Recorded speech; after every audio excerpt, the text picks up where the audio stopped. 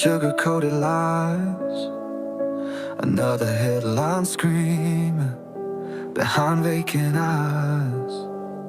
They build up their walls so high and so strong, but the truth's gonna break through before too long. Every single day, the same damn old game, pointing all the fingers, nobody takes the blame. This precious building is starting to crack. Ain't no turning back now, ain't no holding back. I'm about to say it, yeah, I'm about to scream. Tired of the fake smiles, living in a dream. The real life's bleeding out in the cold. Gotta break the mold, gotta let it unfold. I'm about to say it, every single word. The uncomfortable truth finally gonna be heard. I'm gonna say it.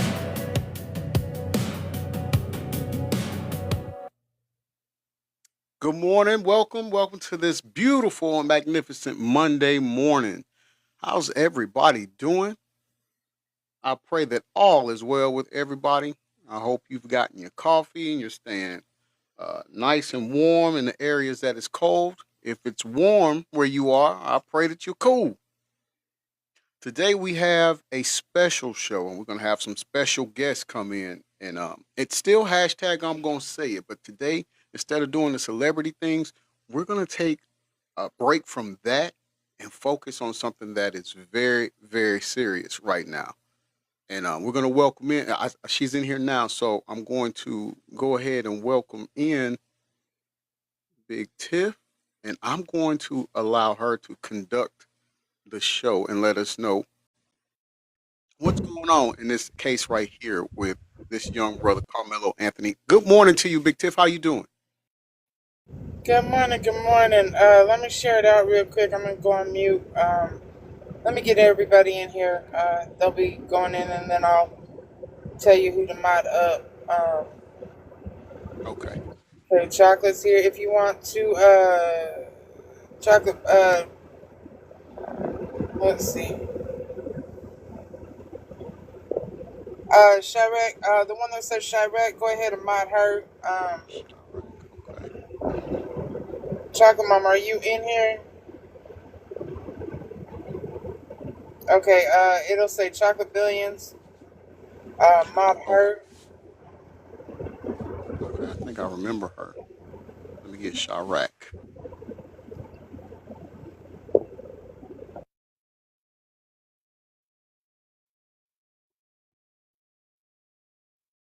Y'all go ahead and share this out. Share this out. Get all our people in here. Let's run these numbers up real quick.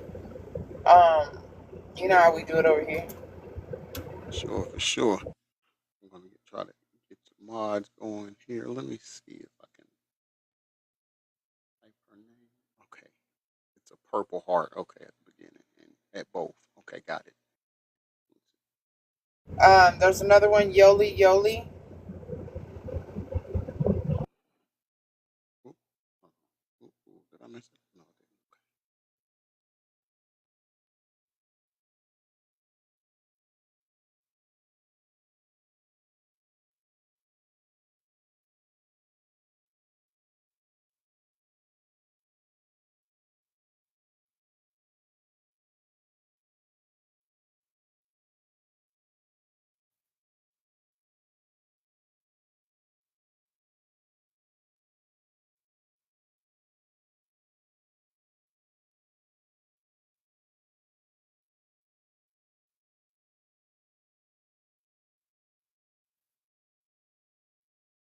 didn't. Not letting me. Okay, hold on. Let me do this. I just shared it out. Y'all share it out. Share it out. Share it out. Follow G Smooth. He usually reports on celebrity news. He knows about the case, but doesn't know a lot since the beginning. So he's allowed us to come over here to talk about Carmelo, the updates since the beginning. Go ahead, repost, share it to your story. Tap up his live, follow him, do your daily herd meeting.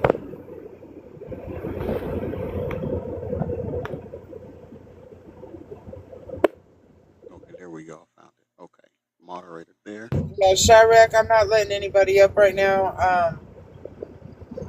Just hang out in the comments for right now. Good morning, Trusting God. She's another one of us. Uh, if you want to share it out to your people, G Smooth. Absolutely.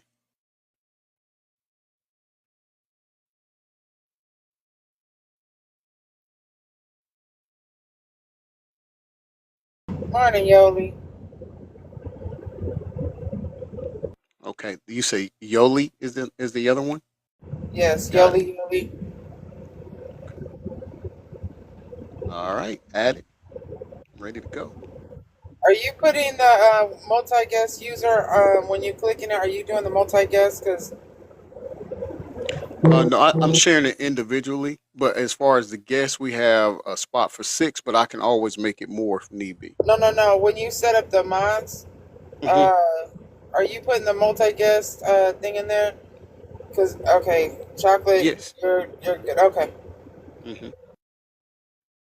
just trust. They come in here and we know who the disrupt. The weird people are. Oh yes, yes. They got They'll full. protect. Hmm. They'll protect your you and your lie. Okay, I appreciate that, and I appreciate Chocolate Billions and Chirac. I appreciate you all joining as well.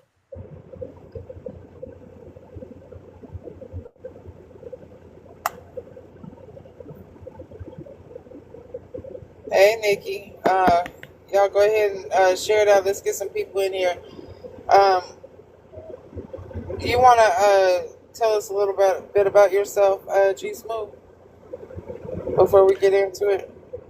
Absolutely. Okay, so how I started, how hashtag I'm gonna say it podcast even became a thing is I have people where I live, and we went to school together.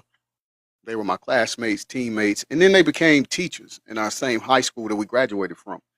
But I also seen that they were being mistreated, and there's a lot of things they would come to me and say or tell me that they wanted to say, but would be afraid that they would lose their job, so they couldn't say it.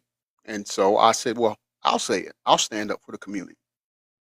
Even when it came to these same men being overlooked for our high school's head coaching position, I took it. I took my voice to the school superintendent and the new head football coach that they brought in, and I basically let them know that we needed to get back to a place where it was equal opportunities on both sides of the track.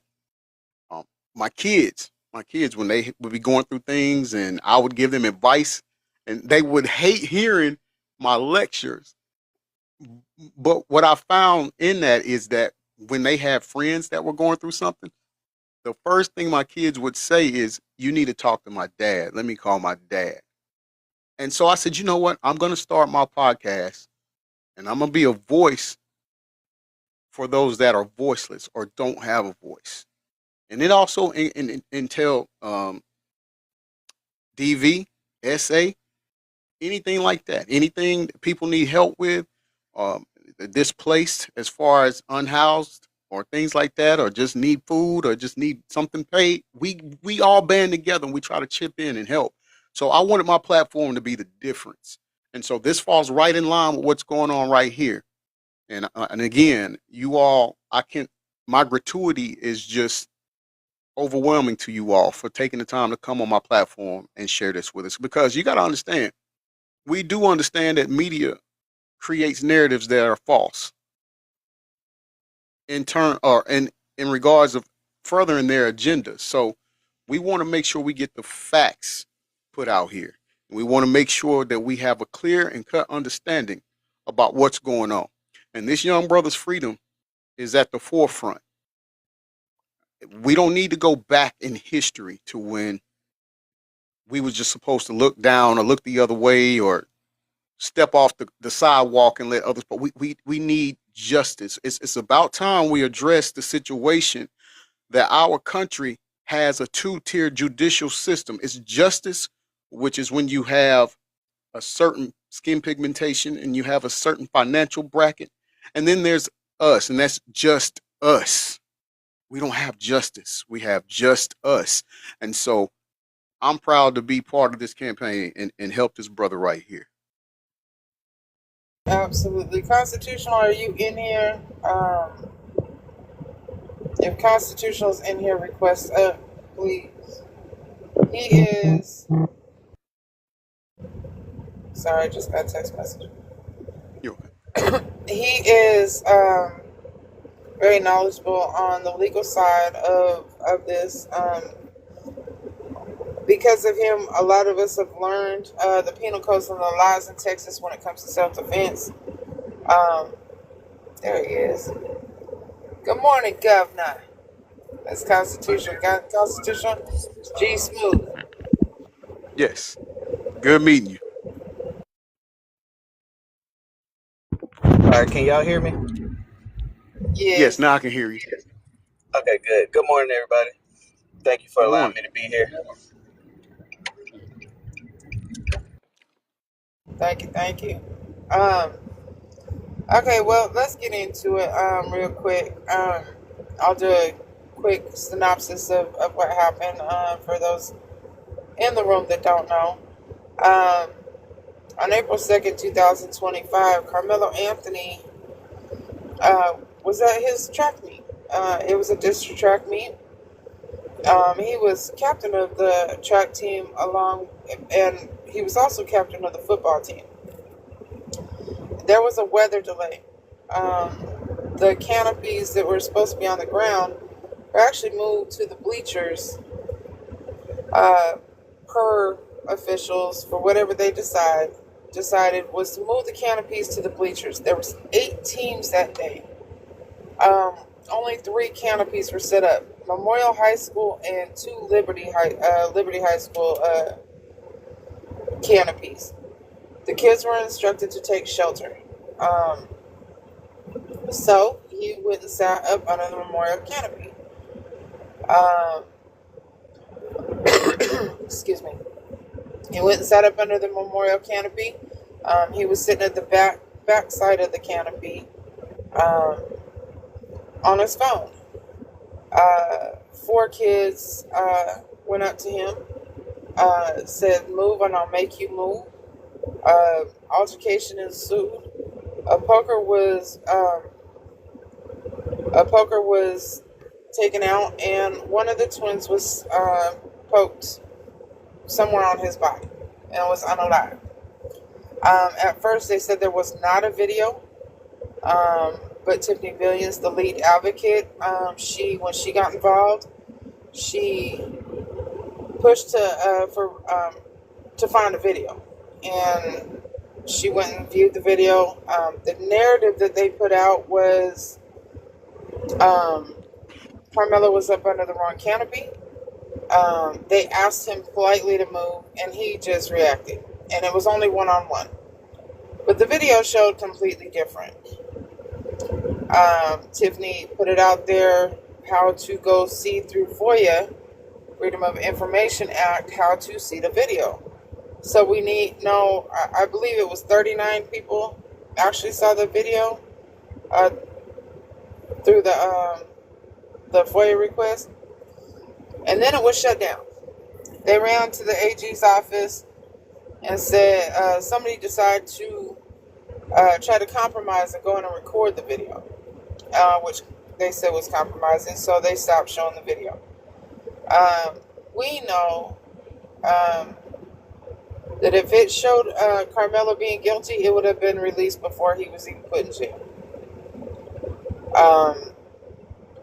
Diamond, if you want to take it from here, and you can add your input.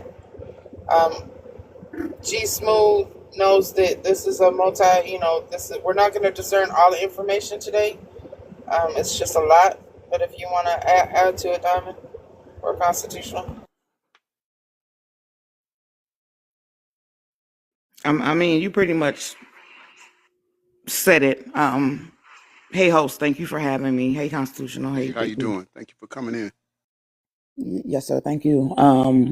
She pretty much, like she said, it's a lot of information to disseminate because the more we talk about it, the more we can explain.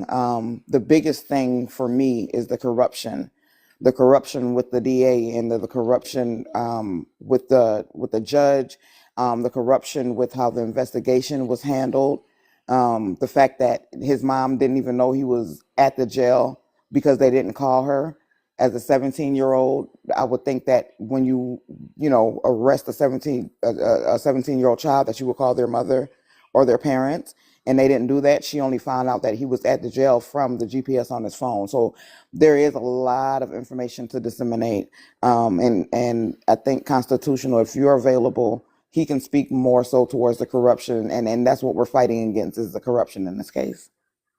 Absolutely. Constitutional. I think. Sorry, y'all. I'm trying to get my morning coffee.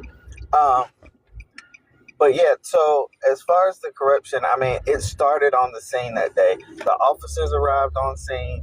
They were told that they had someone who was down and unconscious. They had a suspect who was of color, and they had a weapon. And from that point forward, everything was just all go for them. Let's charge him. Let's get it over with. He was charged with murder, and the person wasn't even unalived at the time. The officers moved evidence at a crime scene that should have never been moved, and it was moved by officers who weren't trained to handle crime scene forensics that way. His due process rights were violated. Constitutional rights were violated. His Miranda rights were violated. He was not even Mirandized when he gave a statement to the police. They never notified his parents that he had been detained or was in custody for this. The list goes on and on. Then you have the police department who's threatened people not to release videos that they have, or they would suffer consequences. People who release statements were told to redact these statements. You have the DA who was in an SA scandal. He's not fit to see a case of this magnitude. He's not fit to see a case of any magnitude. You have the victim's father who says that he has a relationship with the DA. He knew exactly when the grand jury was going to come back with a true bill indictment. I mean, the list just goes on and on. There's so many things that we could get into, and I don't think we have enough time today, but we'll start with those.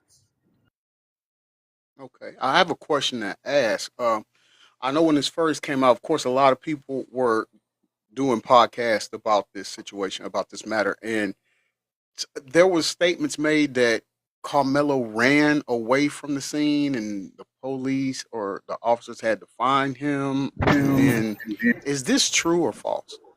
That is false. So what happened is, after Carmelo used the one defensive poke, he immediately got to safety. And safety for him was on the opposite side of a fence where the other boys that were chasing him could not get to him. When the officer arrived on scene, Carmelo came to the officer, hands in the air.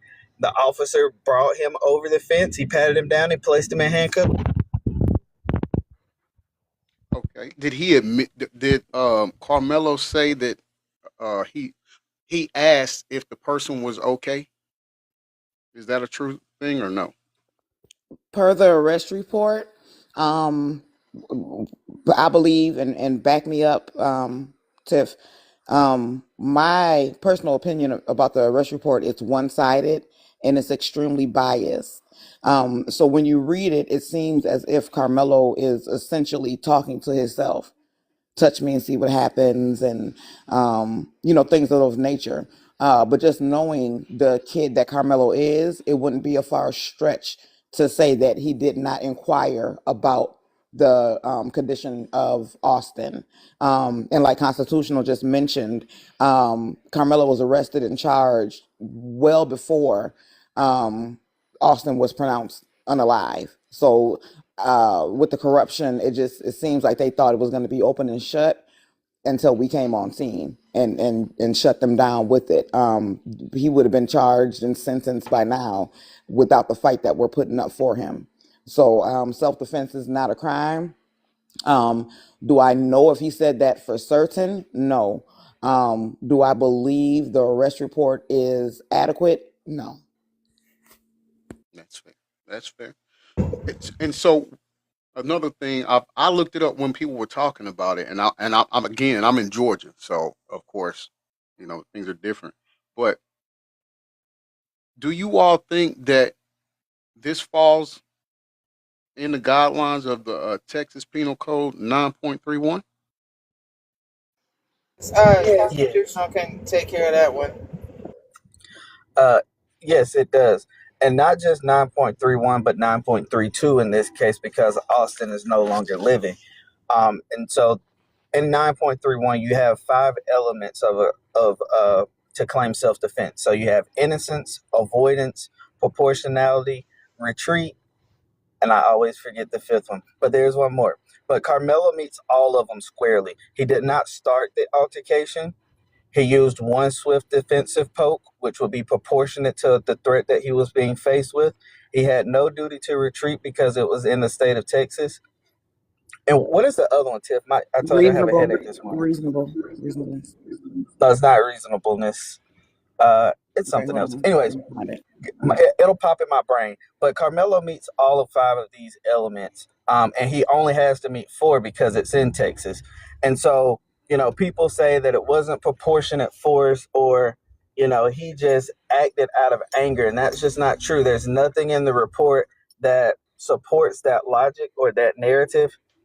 So that's why we feel so strongly that it is self-defense. And Carmelo, again, was faced by 4 attackers. And based off of the report, we know one person started the attack verbally, and then the other person escalated it to using force. And so we have the multiple assailants doctrine in Texas that says when you're faced with multiple attackers, even if all of the attackers aren't physically aggressing upon you, you have a right to escalate the force to unaliving force. And that's what Carmelo did. And it meets squarely within the guidelines of all of Texas laws. So the 5 elements are imminence, innocence, proportionality, reasonableness, and avoidance. Avoidance. Okay, that was the last one. Yeah, the avoidance is the one that doesn't apply in Texas because you don't have a duty to retreat. Okay, and I'm glad you all said that it was 4, because it's always the media makes it seem like it was just one person that approached him, and then his brother came. But then you hear, well, one brother was down at the bottom of the bleachers, and the other one's up top, and they didn't know what was going on, and all of this. Never mention of 4. Well, Yeah, if we even sorry. No, you're fine. And so when you read the police report, right, and it's 7 pages long, you'll never know that it's 4, right? But we know it was 4 because the person who was involved in the altercation told us. He came out on the news the same exact day that his brother passed away, and the following day, and he told us, me, my brother, and a couple of friends, we all approached, we were all in concert together. And the reason he didn't see the poke is because he was attempted to chase Carmelo. He didn't know that his brother was poked until his brother collapsed, and then he turned around and allegedly went back to him. So, there's just a lot of things left out of the report, and that's why we say, again, we don't put a lot of weight into the police report for every aspect. Police reports are based off of the memory of the officer from multiple hours later. This incident happened at 9:50. Yes. There you go. Have a good day, okay? This incident happened at 9:50 in the morning, and these officers didn't make this report out until 5 o'clock in the afternoon. So there's no way possible that anyone would be able to remember every single detail, and that's just going to be important going forward that we remember that. But it is what it is. Any reasonable person is going to be the standard that they're going to use when this goes to court. With any reasonable and prudent person put in the same exact position, faced with 4 attackers, one verbally aggressing upon you and one physically aggressing upon you, and they look exactly alike, and you have 2 others that could jump in at any given time, would that person be on a reasonable threat that serious bodily injury or unaliving is going to happen? And I don't think you're going to get one person that would disagree with that and say, I just don't think that that's going to happen. And for people that say it was at a school event, it was in the daytime, I don't think that matters. People get unalived in the daytime all the time. People get unalived at school who are innocent bystanders all the time. So to try to use these to downplay the facts of the case is just ludicrous. Mm-hmm. Right, and they never speak to the fact they always start at the Hold on, Diamond. Hold on, real quick. Hold on, Diamond, real quick. Lena or Chocolate, can you come up here? They both have seen the video. If one of them can request up if you're available. and they can give you a recount of what they saw on the video. Okay. Okay, sorry, Big T. Constitutional, I know you and I talked about this when it comes to the arrest report again. Host, do you have the arrest report? If not, we can send it No, over to you. Okay. no, I do not. I have a packet. I'll send it over to you. It's gonna have the interviews and the arrest report, and a couple of other videos of the mom saying debunk the video and the dad on TikTok. So I'll Thank get you. that over to you. I'll inbox you my email so I can email it to you. Nevertheless, constitutional. What we spoke about one time before was how the entry, the timestamps, they all say 1504 on their arrest report. And my argument was all the police officers could not have literally entered in all of their reports at the same time. Can you speak to that? Why the timestamp is all the same on the arrest report, Constitutional? Yeah, because normally the way it works, right? All of the officers at the end of their shift will type up their reports, and then these reports go to the supervisor on that shift, either a sergeant or a lieutenant or whoever, and then he approves that report and he submits it into the system. So that's why all of these reports will have the same exact time. And on this report specifically, I think there's 6 officers that have the same time, and then there's one who his report was entered like the following morning. But that is why all of them have the same report. And again, that's what I was just hinting on, that these officers don't like leave a scene and type up a report while it's fresh on their memory. They have to rely on their memory from sometimes 12, 13 hours prior to the incident happening. And you just can't rely on it. It's not a matter of fact. And even though they are sworn officers and you normally take them at their word, you can't rely on a report 100% because it's based off of memory. I think that the police report. Hold on, Trace. Because I'm sorry. Because I know Lena and Chakamama, they're both at work. Both of them have seen the video. So I just like them, because I know they have to go back to work. If they can give their details of what they saw on the video that they originally said did not exist. Yeah, I can go ahead and go. Good morning, everyone. And thank you for having me. So I was able to submit a request to view the video at the independent school district. When you go in, they give you an option to start it 2 minutes prior to the incident or about 12 to 14 minutes prior to the incident. So I started furthest back because I wanted to kind of get an idea as to what was going on prior to the incident. And so prior to the incident, you can see, just kids being kids. Some kids are running on the track, stretching. You have kids going up and down the bleachers. But the one thing I did notice is that Carmelo was sitting at the furthest portion of the canopy. So not at the top of the bleachers. He was sitting at the furthest point of the back of the canopy. And so the entire time he's sitting there and you can tell he's looking down. So assumptively, we can assume that he is looking into his phone or maybe reading something. And so at that 2 minute mark, at about 9 minutes and 45 to 54 seconds, you see a group of 6 boys walk into on the track, towards the track. By the two of them broke off. One broke off right before the fence, kind of where the concession area is, and then one of them just kind of stopped at the fence. But the other 4 walked directly up to Carmelo, and they formed like a U shape. So there was like 1 on each side, and then 2 in the front of him. Shortly after they came into the canopy and got in front of him, you can see one of the young men kind of pointing out of the canopy. And then shortly thereafter, you can see bodies swaying and moving.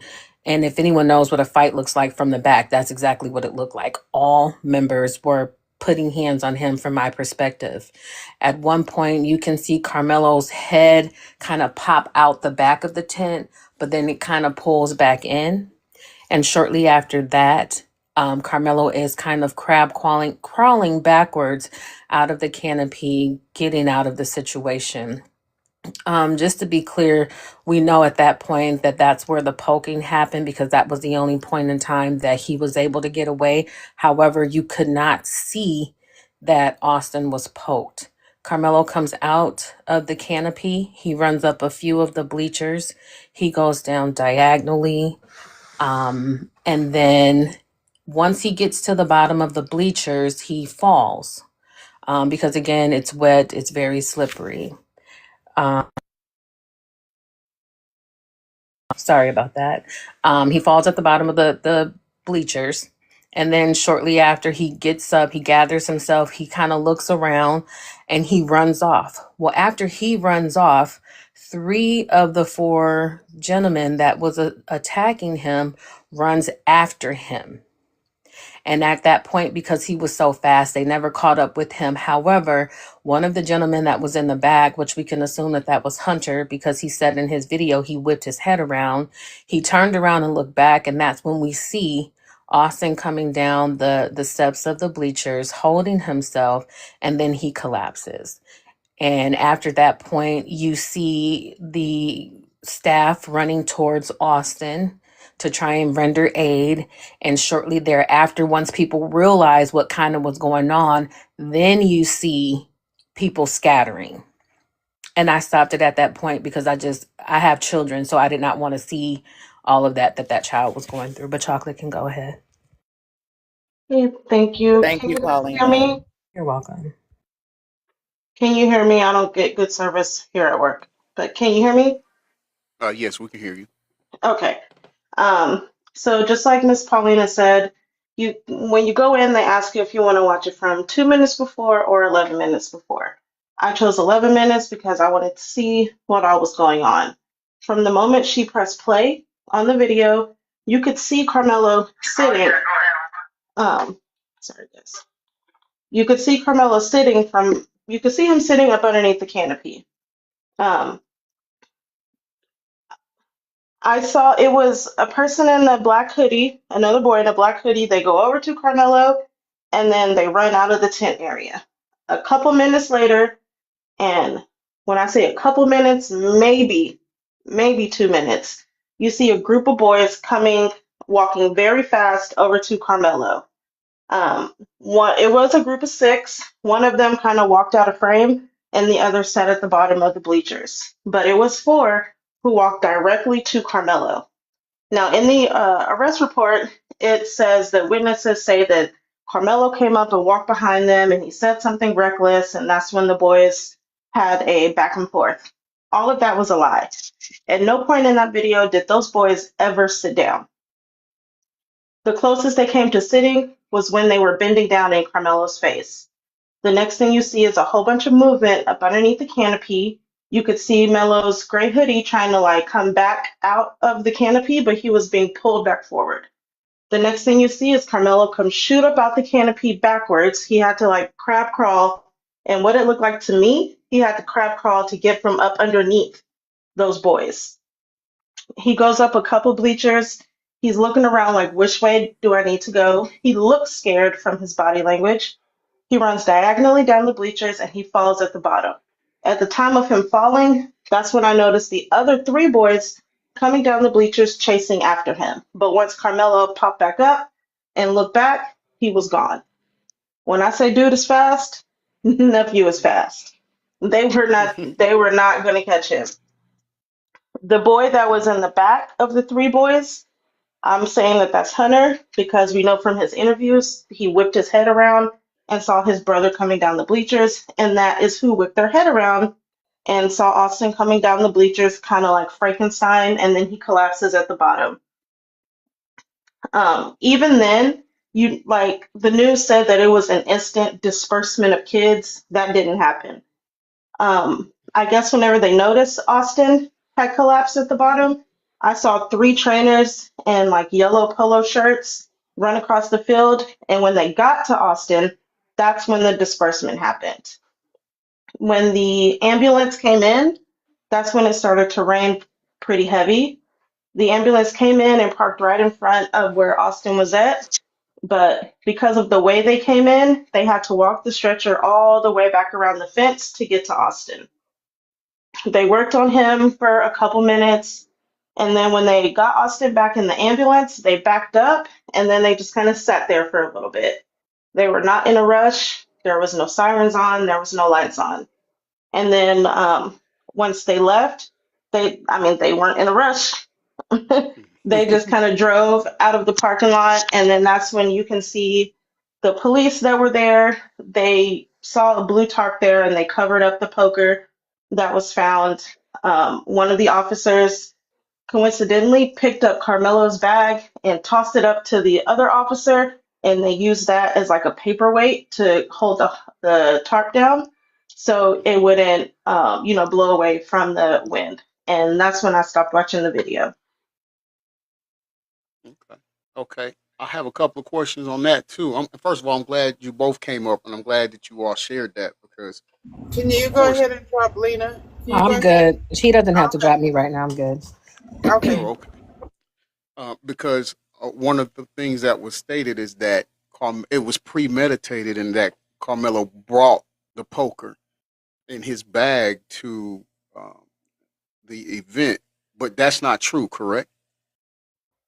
I can't vouch whether or not Carmelo had the poker in It his bag, but what we I can can't say, verify if Carmelo brought the poker or not. But what I can tell you is that even if he did bring the poker, it still wouldn't be premeditated. Hmm. correct, especially considering the fact that he doesn't know the gentleman. He didn't know any of them. And it was said by the advocate at the time, Dominique, and then um, the Metcalf family specified that they did not know who Carmelo was. Mm. And it also wouldn't have been illegal. So that's pretty much a non-factor in the entire event. Another So thing, I want to know: do go ahead. they? Oh, I'm sorry. The I guess the narrative that was, of course, put out there was Carmelo came from a broken family. His parents weren't together. Um, in all of this, but to me, it seems like they were trying to paint him out to be a thug. I want to make sure we get out there that this is Carmelo was an outstanding student. Okay, I'll speak on that. So when this first happened, everybody was jumping on, looking it up, and they were pulling up Carmelo Anthony, the basketball player, and it was pulling up his background and his history. Carmelo came from both Drew and Kayla Anthony. Kayla is absolutely 100% his mother. They look just alike. Um, Drew was a finance manager. He was very successful. They moved from Louisiana up to Frisco, Texas. He wanted to provide his family a better life. In turn, Carmelo being the oldest, they've been together since high school. Well, Drew and Kayla have been together since high school. But Carmelo had a 3.7 GPA. He was captain of the football team, captain of the track team. He held down 2 jobs. One at Foot Locker, another one at the grocery store HEB out here. A year prior, he saved I believe it was a little girl from drowning. It was just not his character. He was not that type of kid to cause drama and trouble. Even the mugshot that they put out on Fox News, they altered. Right. They made him look meaner. They took the wrinkles out. They took the injuries to his face out. They tried to implant hair that was pulled out during the altercation. They try to make him look like they wanted to, and that wasn't him. Thank you. Frisco, Texas. I know our friend Big Mel is from there, but for us that's never been to Frisco, Texas, what's the racial makeup of that community?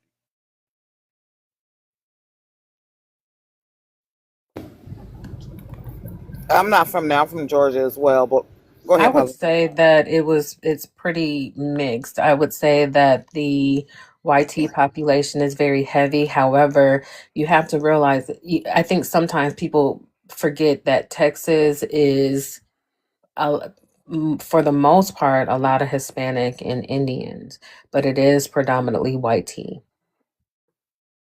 Okay. After this happened, it was stated that the family, Carmelo's family, was facing threats. Has the police looked into that, or local law enforcement? Did they look into that to see where the threats were coming from? And is it true that they had to relocate? They had to relocate 3 times in 1 month. They would call the police about the harassment, people showing up at their house and flying drones over their house and the threats and everything, and the police would dismiss it. They They did were, nothing to I'm protect sorry, them. they were Go ahead. very dismissive and sending obituaries to their homes and things of that nature. It was very bad. There was even an incident where some people came through the neighborhood after Sarah Fields posted their address and had pew pews, and the police came out and said, "Hey, well, we can't confirm if it was play pew pews or real pew pews," and like Paulina and T said, that it's very dismissive. So they have no protection rather from the local law enforcement. Is it safe to assume that since they didn't consider that a sense of urgency, especially given the events that happened prior to, is it safe to automatically assume that if they felt that way about it, then there was no way that this case was going to be handled in a just manner? We can definitely safely assume that, especially just kind of going back to your previous question about the household type that Carmelo Anthony came from. See, what they did was they projected, and everything that the Metcalfs were living, they tried to project it onto Carmelo. And so they made it seem like he came from this broken home, whereas the Metcalfs, the both twins, were, from what I understand, living with one lived with the mom, one lived with the dad. And so that this would explain their brokenness and why they felt that they had to aggress upon someone that they did not know. I don't feel like doing all the talking. I'm already irritated, I sir. appreciate you answering that. I'm already slapping I him. I got one more question, and then you all can have. And then if the panel, if you guys, people in the live, if you have questions Choice, for hand them, it please up, ask them. please. And I can't remember where I heard this from, but is it true that the Metcalf father, didn't he have a prior? Did he have a prior conviction of sexual assault? Do you all know about that? I do. I don't want to speak on that right now, but Okay. I do know about it. A lot of us know about it. Um, I was gonna. I'll say it this way: there was there was an arrest, but there was no conviction. Okay. That's okay. But just to add, oh, go ahead. I'm sorry. Just real quick, and I know Constitutional touched on it for a second. Even with the DA, he just settled a 1.75 million dollar SA lawsuit as well. For the Metcalf father? For him, Is DA. The DA? Whoa. The Okay. DA, the women in the office brought allegations against him of SA, and he settled. He recorded them. He recorded their exit interviews, and he also settled for, well, the Texas taxpayers, which Carmelo is a taxpayer with 2 jobs, paid $1.75 million for the settlement for the district attorney, Greg Willis. Mm-hmm. Is he removed from trying this case or working on this case? Nope. No. What? Nope, not at all. Ooh. Okay. I want to say real That's why I quick, said it's a because lot. It's a lot. it's a lot, and I just want to say because I know it's gonna get loud, and I know the rest of everybody can handle it. I'll be in my spaceship, so part of the reason why the threats and everything happened to the Anthonys was because of a so-called journalist by the name of Sarah Fields, who doxed them, put their address out there the day that Carmelo was released after his bond hearing, put their address out there, and has constantly set up people to go to Truth dealership. Um, y'all got to take it over. I got you, Big T. So there were church members, about 30 of them that went and I think Constitution touched on this. Filled out applications, got approved, and said, "Well, hey, I'm not gonna, get a vehicle because you have a murderous father working here." Um, they also, Sarah Fields, she had contact with a young lady by the name of Melanie Stoller that was a court clerk, and she was the one that was actually leaking all of the information because, of course, once you're in any type of criminal court proceedings, you have to keep your address updated and things of that nature because Carmelo is on house arrest. So all the updates that the Anthony family would give to the courts, Melanie Stoller would leak it to this Sarah Fields, and she would leak it out, and we have proof of that happening and proof of when it stopped after it was addressed.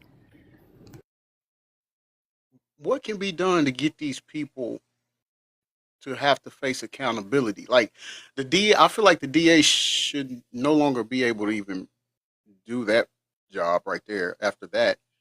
And then this Sarah lady, do they face any repercussions? I mean, at what point? They That's a haven't yet, constitutional but question. and that's a constitutional question, and he could go into the deep dive also of how Judge Roach also knows Jeff Metcalf, the father. So it's both Jeff and the father, or the judge and the DA. But constitutional can answer all that. I'm sorry, y'all. I heard my name, but I was in a phone call. Um, somebody fill me in. What was the question? The host asked the question, and then Tiffany just mentioned the possible relationship between the judge as well and why he should recuse himself. But the host had a question. Okay. I'm Yes, I sorry, wanted. host. Can you mind repeating? No, not at all. Not at all. I was wanting to know why these people, the DA and the journalist, the Sarah lady, why are they able to continuously do what they've been doing, and what is it going to take for them to face repercussions for their actions?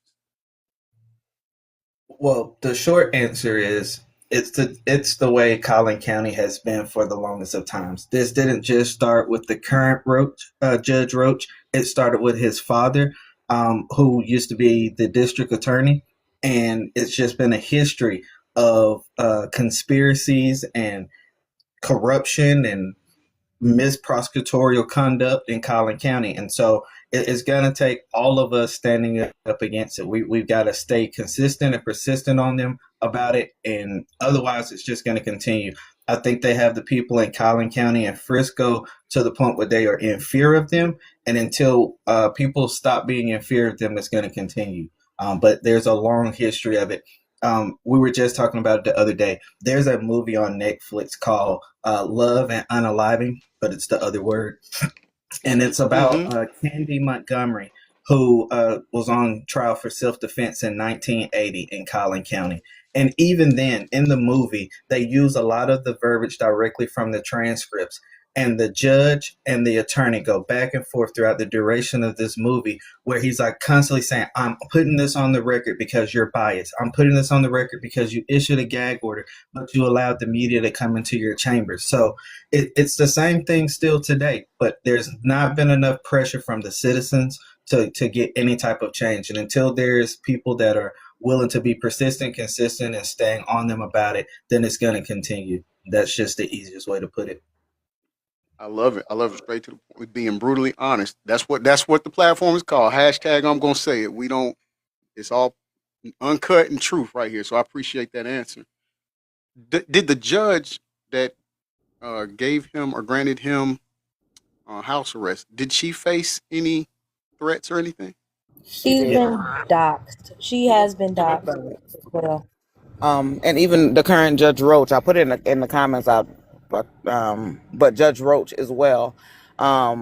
Chris Hansen's show, the To Catch a Predator. The current Judge Roach, he was a DA at the time, and the 24 men that were supposed to face charges and prosecution, he refused to prosecute them off of that show. His counterpart, which was an assistant DA, he unalived himself because he was the one that was caught up in it as well. That's The corruption this is runs heavy. deep. Yeah, that's heavy right there. That's heavy. So Well, Judge Roach said, I'm not going to prosecute any of these 23 men that in the show got taken down. The sister of the assistant DA sued. The show, was taken down. But they definitely, had their eyes on Collin County, and the current judge was the DA at the time. Right. So back to the bond hearing judge. She had been a judge for 14 years in Collin County, and her life was threatened. She was doxxed multiple times. That she ended up leaving and going into private practice behind this case. Yeah, they actually came. They actually came and like kicked at her door. I don't know if they kicked it in, but there's video of people coming to her house and attempting to kick her door in after she reduces bond. and still no law enforcement thought to do anything No about that. protection. No protection. We've been reaching out. I don't know why the FBI is not involved. Like, it's just that's why we're fighting, sir. We're fighting. I appreciate that. And you guys, I was talking to Big Tiff, and she was letting us know that you all have links that are in your bio. We can't put it in here. She was saying it, but in your bio. So would you want to Yeah. tell the viewers about that? The give, send, go. It can be hashtag. Those of us that know how to hashtag it, so he doesn't get in trouble. Go ahead and hashtag the give, send, go. I know it's in my bio, Diamond's bio. I'm not sure who else's bio, but you can go to give, send, go, help Carmelo. It's in my bio, Because Big Tiff. if constitutional or somebody wants to speak on how this Sarah Fields was able to pretty much stop the funds of the give, send, go, if y'all want to speak on that. That's in Chocolate Mama's bio as well. But y'all can put it in the chat. But y'all know how to put it in the chat. Yes. Can we get that put in so the viewers can see it, and we can all try to help and get this pulled together for him. And so where are we stand now? Is there another trial? What's the trial date? It's June 1st, but right now there is a gag order on things, so we really don't know what's going on behind the scenes because of the gag order. Okay. Not only a gag order, but there's also a protective order. So that prohibits us from going in to see any updates. And I think that was strategic as well. I don't know if it was already mentioned. The father, Jeff Metcalf, he went on a TikTok tour for about 14 or 15 hours one night, and him and Sarah mentioned indictments coming. Jeff Metcalf said, my DA, and then he also called a young lady in loving horror bitch. And after that, a couple of days, I believe the following Monday, there was a protective and gag order put in place. So it's we've lost public view of the But proceeding. the mother of the deceased has gone on to another social media platform, and she has challenged people to get her in trouble for speaking on the case. But she says that Drew Anthony, when he came on to TikTok just to say thank you to Carmelo supporters, that he violated the gag order. Which he did not. Right. And G Smooth, Megan Metcalf also at the beginning. Now, I'm gonna ask you a kind of a rhetorical question. If Okay. you see a video, how can you ask somebody to debunk a video that you haven't seen? You're right. I mean, yeah. If you haven't seen it, So she came onto TikTok and she got onto certain panels and was asking people to debunk the video and debunk that her sons never chased Carmelo and all this stuff. Yeah, they went on TikTok tours, both Megan and Jeff. And that's the Uh, key, TB. The most important part of it all was the fact that she wanted the part specifically that Carmelo was being chased to be debunked, which leads me to believe that the only reason why you're wanting that piece of the video to be debunked is the fact that you don't want your son to be shown as a part of the altercation when in fact he was.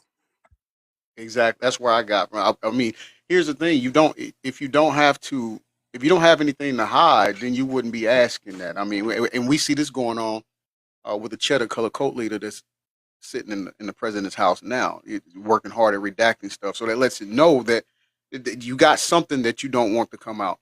Here's what I have an issue with: if these people are going, the Metcalfs and all of them, if they're going on um, websites or platforms and they're pushing this narrative and saying stuff like that, couldn't that be?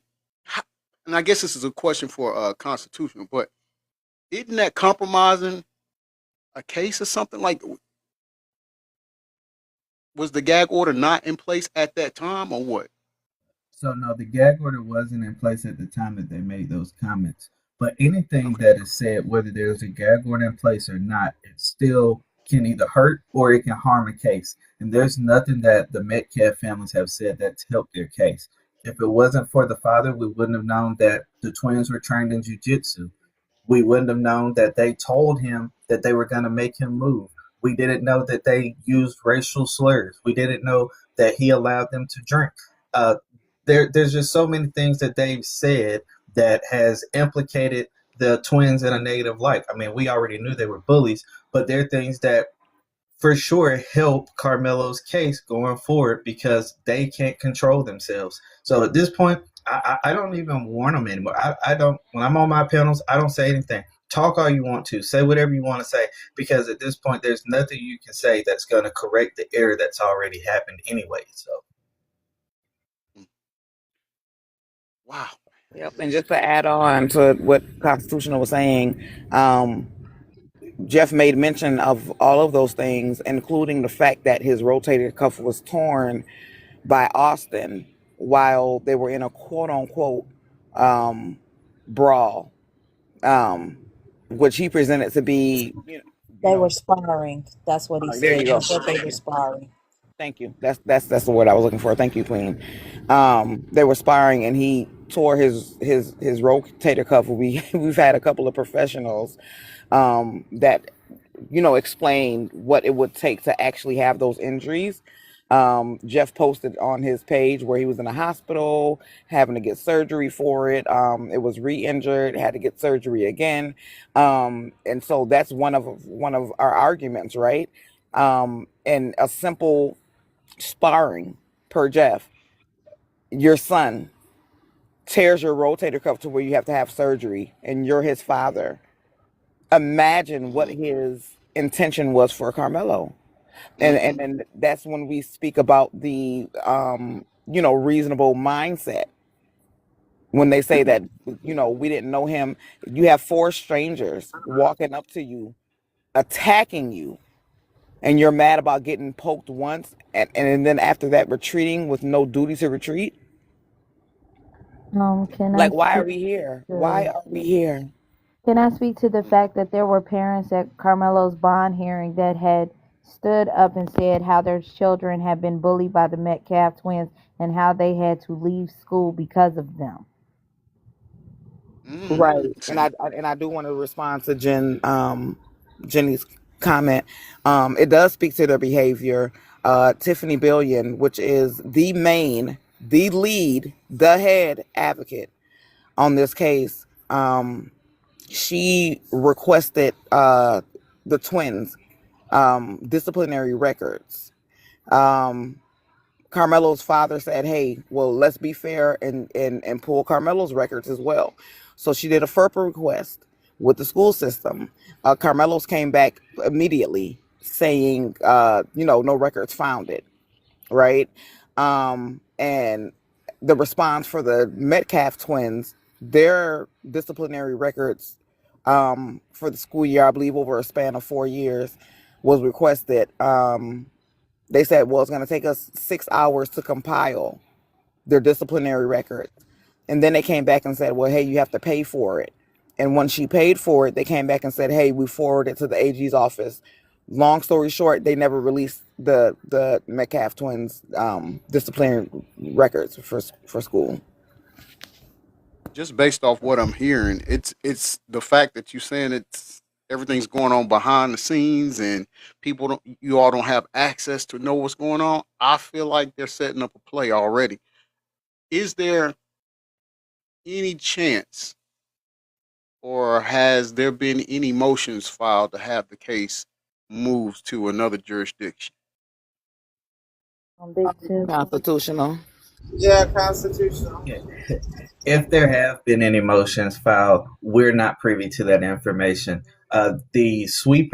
The blanket protective order and the sweeping gag order has therefore stopped all of the public posting of motions that we would have access to during the duration of the trial. So it's possible that they have been filed. We just have no way of confirming it.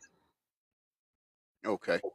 When will well, I don't know if I can say when, or do you think there will ever come a time where more things that's taking place right now that you're not privy to right now, but they will be released prior to the trial, or is this something that I guess what I'm trying to ask you is because to me, and I just I don't want to assume, but it seems like they are trying to railroad uh, the defense team already.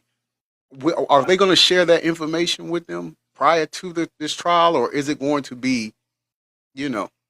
So the defense team knows whenever a motion is filed. So the defense team is not without knowledge. They have to let the defense Okay, know everything that's happening. Us as the general public, we're not privy to that information. And to answer okay, your other question, no, this sweeping gag order and the blanket protective order are in place for the duration of the trial. So we will not know any motions or anything that are filed up until the beginning of the trial, and we won't hear about them until the trial is actually in its course. that's crazy. Okay, it's just a lot of things. Like I said, just listening to you all speak. Excuse me, G Smooth. I want to give you a statistic real quick. You sound Hold on. muffled. You sound muffled. You sound I'm, muffled, Queen. And I'm before sorry. you start, Queen, can you do a PSA once you're not muffled? I got you. I You wanted to actually host might a have to band. switch I don't devices. know, Queen, I real might quick. have to. G Yeah, I'm Smooth, gonna did switch you land devices. what you were saying before Queen came off? Did you land your question? I was gonna give Yes. him a statistic real quick. I'm sorry. 10,000 incidents a year happen on bleachers. So that speaks a lot to Carmelo's fear that he probably would have been harmed in any way, shape, or form being on those bleachers. Well, let's be honest, because it said that I think from what I read, as long as the force is met with some, y'all know how it's worded. With four people coming at you, I'll be honest, and I don't know if I'm here in Atlanta. If we're out and about and four people that I don't four men I don't know approach me in that manner in an aggressive manner, I'm gonna automatically fear for my life off top. So the fact that it's even going through all of this, the fact that more energy is put towards painting a narrative of him, like I said before, being a thug and just being bad, and the fact that more energy is going to that rather than true justice is disturbing. And That's you're most. I'm right. sorry. You said one thing that when you said fear for your life, and this is what I love about the self-defense law in Texas, because you don't only have to fear for your life, you can fear for, serious bodily harm. You can Hmm. defend yourself just thinking someone's going to harm you seriously. So all these laws protect us, baby. And I'm with you, brother. Why are we here? When Carmelo said I was defending myself, they shouldn't have put their hands on me. Why was it not the investigation? Why was it not conducted as a self-defense claim? Why Exactly. why was he taken down, arrested and charged prior to Austin being pronounced by a medical doctor? And Right. from us coming and speaking up, one, we've shut down the mainstream media from telling lies about the video being grainy and you can't see anything. All of the lies that the mainstream media has done, we've debunked, and they don't even cover the story anymore. Mm. Right, and just to expand on that, one thing that myself and Chocolate failed to realize or mention while telling the story involving the incident is that Carmelo was seated the entire time. So if you could imagine sitting on bleachers and you have people standing in front of you, he was really in a lose-lose situation because had he stood up, they would have thought, "Oh, he want to fight." But he stayed seated the entire time until he was able to crawl backwards out of the situation and then run up those bleachers. But the entire time, there was no egress with him. Mm. Where's the coaches at? Have any coaches been brought in and questioned or gave their statements on what happened, or did the coaches not see anything? Were there no coaches close by? The only Well, thing we what we know do. at this point is that two coaches in the police report state that they heard Carmelo make the statement, "I'm not alleged, I did it." And there were two other coaches that stated they saw the incident, but none of the coaches prevented it, attempted to prevent it, or were close enough to stop it. So to me, it just seems like they're just jumping on the bandwagon that Carmelo did something here. So I really don't know. And then I wanted to hit on what Diamond said a moment ago as well. The penal codes for self defense in Texas don't speak about fear at all. A person does not have to be in fear. They don't have to be scared. It says as long as you have a reasonable belief that serious bodily injury or unaliving could happen. So that doesn't mean I have to be in fear for one moment that you're going to unalive me or hurt me badly. As long as I believe, based off of your movements or the words and actions coupled together, that it could cause this, then I have a right to act upon it. And that's what's important here. And that's the spirit of Texas self-defense law. And that's the embodiment of the penal codes, that no person has to be bludgeoned, beaten, or battered before they have a right to defend themselves. And that's even with unaliving force. And you're exactly right, because 9.31 also states that um the attempted use, that's one word that people like to skip over. 9.31 clearly states the attempted use of unaliving force, or I'm sorry, unlawful force. The attempted. So all you have to do is attempt any unlawful force, which the father, the brother stated, "Move or I'll make you move." I grabbed his bag. We grabbed him. He didn't even have to wait until they even did all of that. Why are we here? Yeah, And then to that answer makes sense. to add on to your question, host, with the coaches, one coach did try. I'm not sure if it's the coach that called the father to come to the scene or not, Mhm. but he did make some damaging posts about a text message, which was a lie, and it's been debunked. But also take notice that 46. Correct me on my numbers, any one of y'all. 46 staff members either quit or were fired after this incident. 46. Mm, I that's a believe you're high correct in the number. number. Angel says someone stated a coach gave permission to Carmelo. Did that get redacted? I have not heard anyone correct that statement publicly. And even beyond that, Carmelo didn't need permission from a coach to seek shelter from the rain. People like to talk about policies and procedures rather than the law.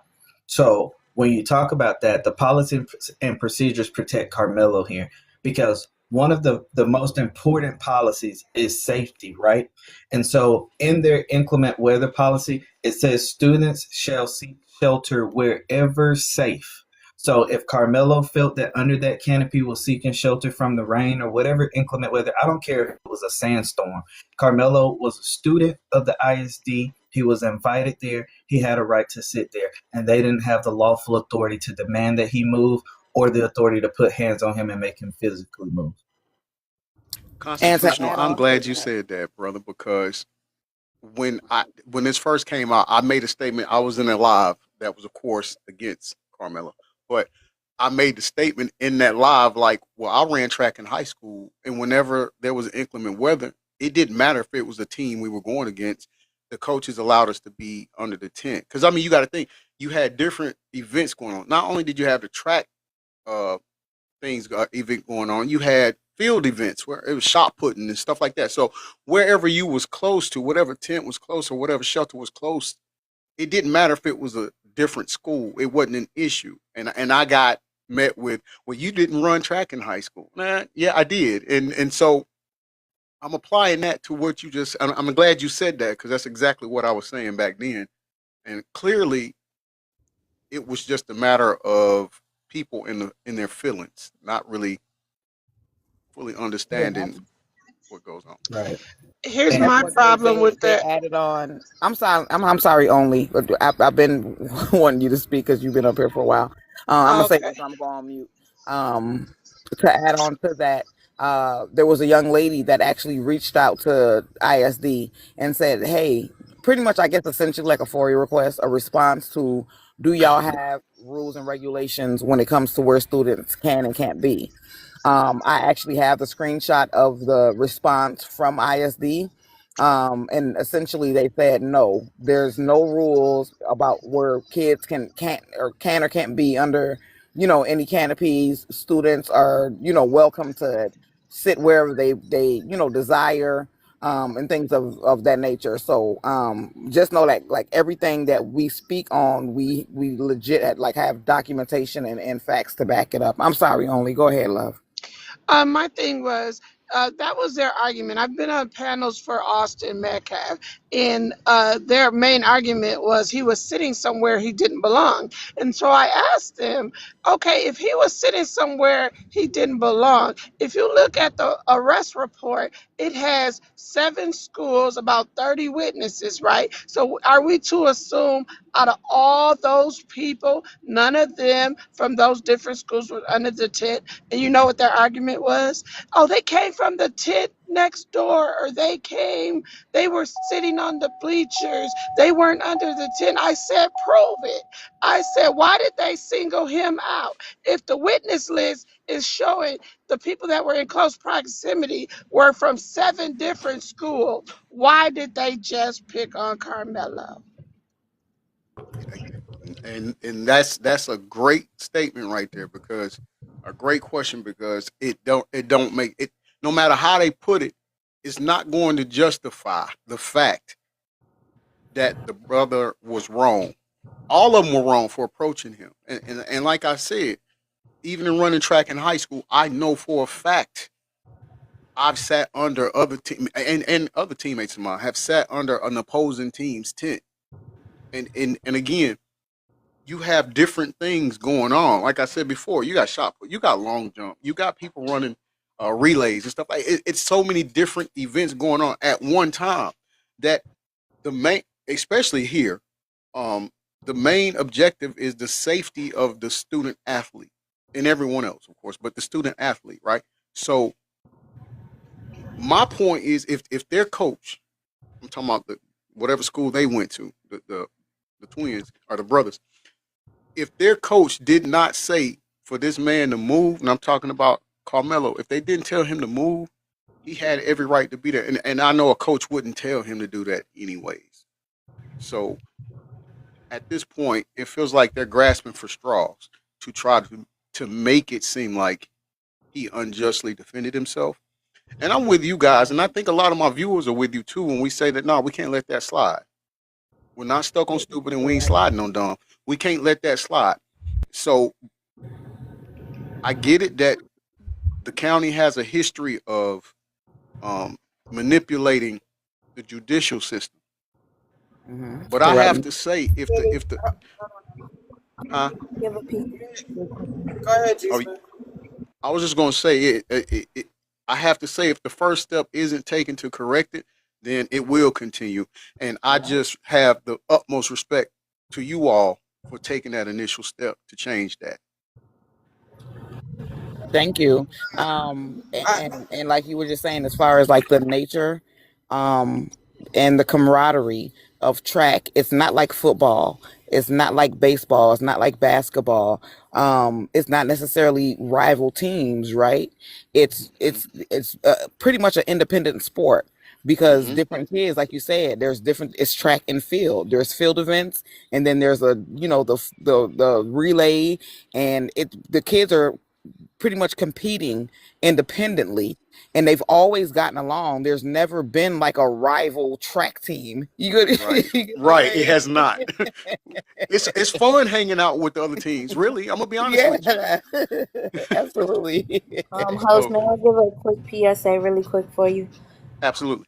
All right, you guys, it's 90 people in G Smooth's room today. Thank you all for being here. Happy Monday. If you haven't got your daily heartbeat, please go ahead and do that. Please, if you are not following the host or following the panel, please follow us.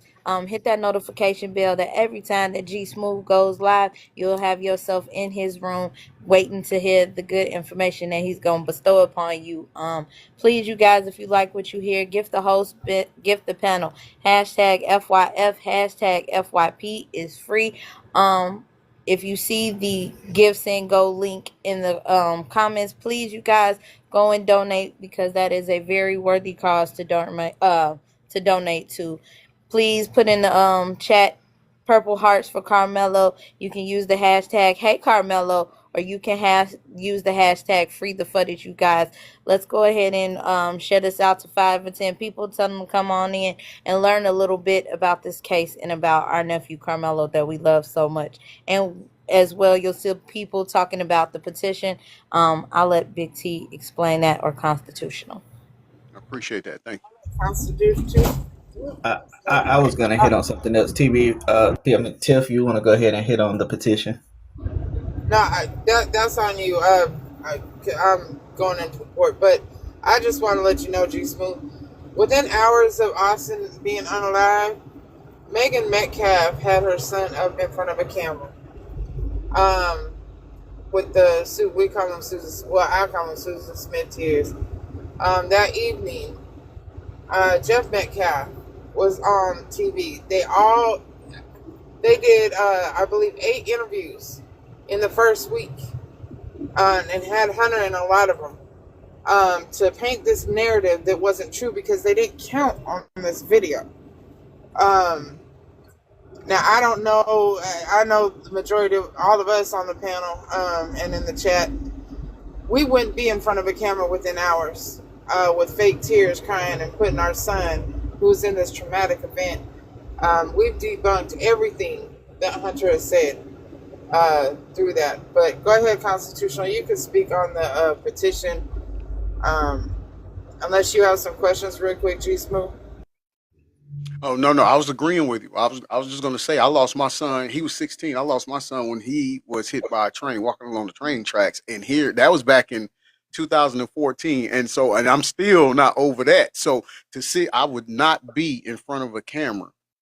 That if you get me, like we talking about 11 years later, it's still bothering me. So I definitely wouldn't be able to do that, and so that already it seems like there was no compassion, no care. Like it seemed like it was nothing. It pretty much shows you the dynamic of that family. It's callous, cold hearted, and when you take that, I can honestly believe those people that came to court and said that the brothers were bullies. I can buy that. I can see that. Also leaves the impression that they were trying to get ahead of something, right? Um, it kind of gives me the feeling that Hunter knew exactly what happened. He told them what happened. And before the truth actually hit the mainstream, they wanted to get in front of it so they can create a narrative that is going to leave people wondering what actually happened or making it seem as though they were truly the victims when they were the actual aggressors. Mm-hmm. Facts. Yep, because Megan did say, Constitution, I see you off mute. Megan did say, when she was asked by the news reporter, what do you want the community, and she said, I just want the community to, well, I want the kids to know from the community that we believe you and we're not against you. Why would that even be a thought of the community being against them if they were in the right in the first place? I'm sorry, Constitution. That's right. You're right. Trust in God said, host, can we put the petition for transparency for Carmelo in your chat?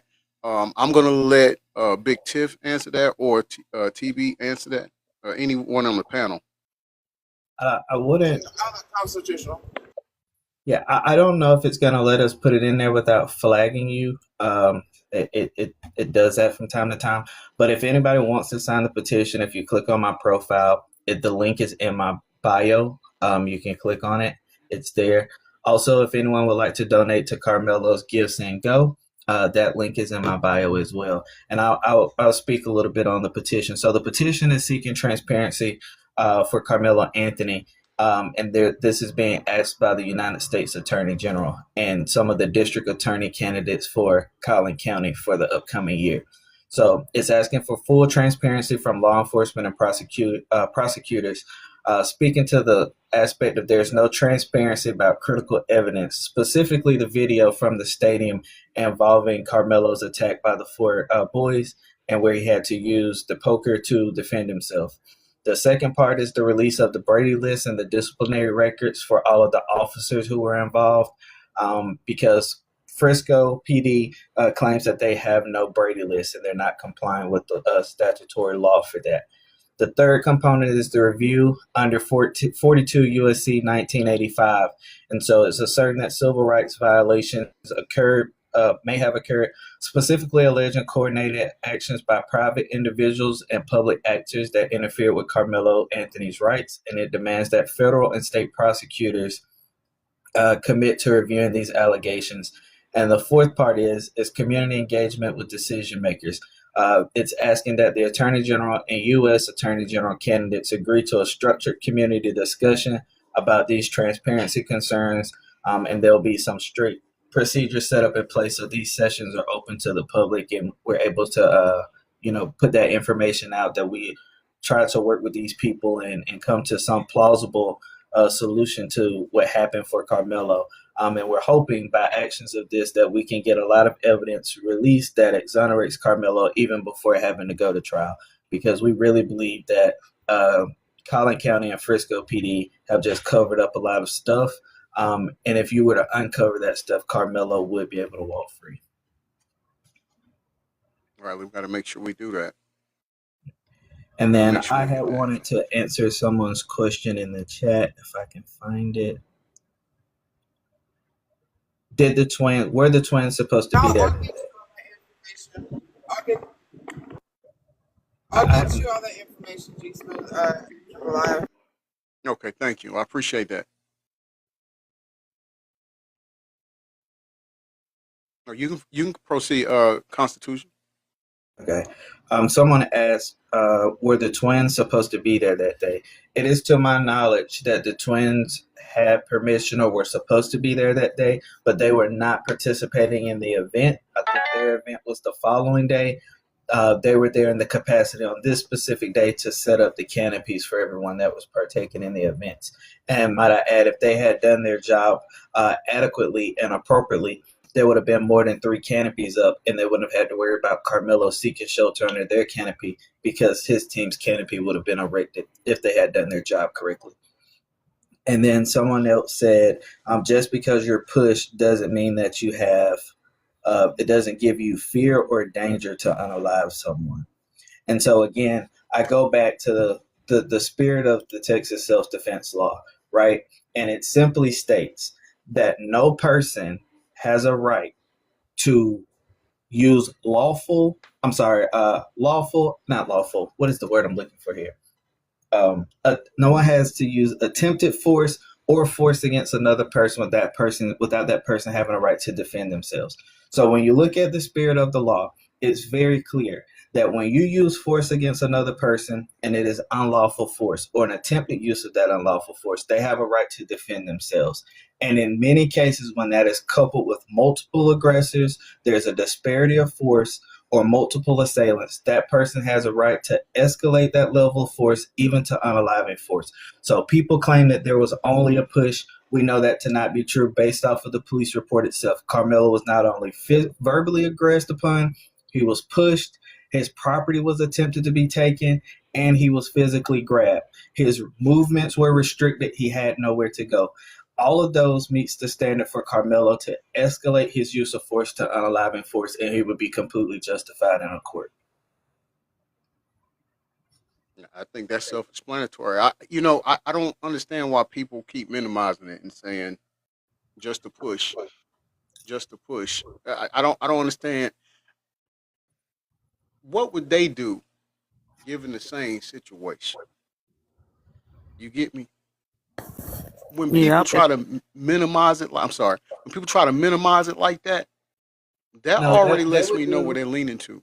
Yeah, they would do the same thing Carmelo did. But what people are, and I'm gonna just be blunt here, they would do the same exact thing as Carmelo. But because Carmelo looks like many of us on this panel, Carmelo's not given the same opportunities everyone else. The law does not support him the way it supports other people. And that's just a matter of fact. If it was the other way around, Carmelo, would have been being praised as defending himself. He would have been a pillar of the community.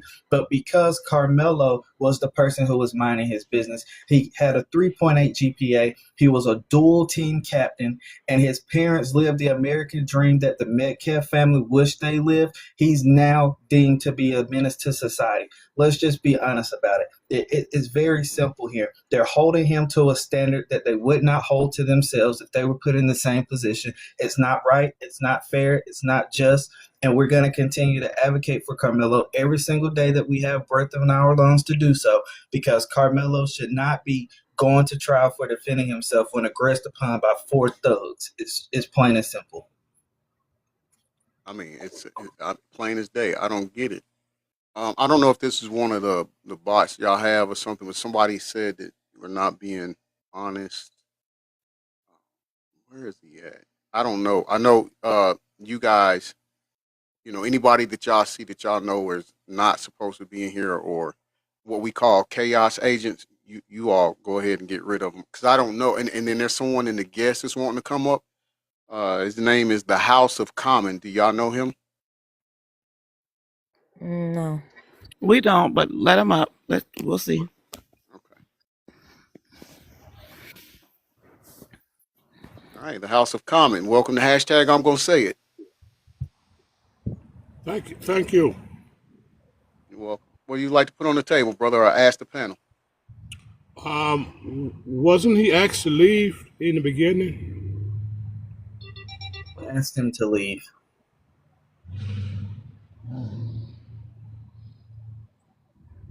The House, I'm talking to you. Who asked him to leave?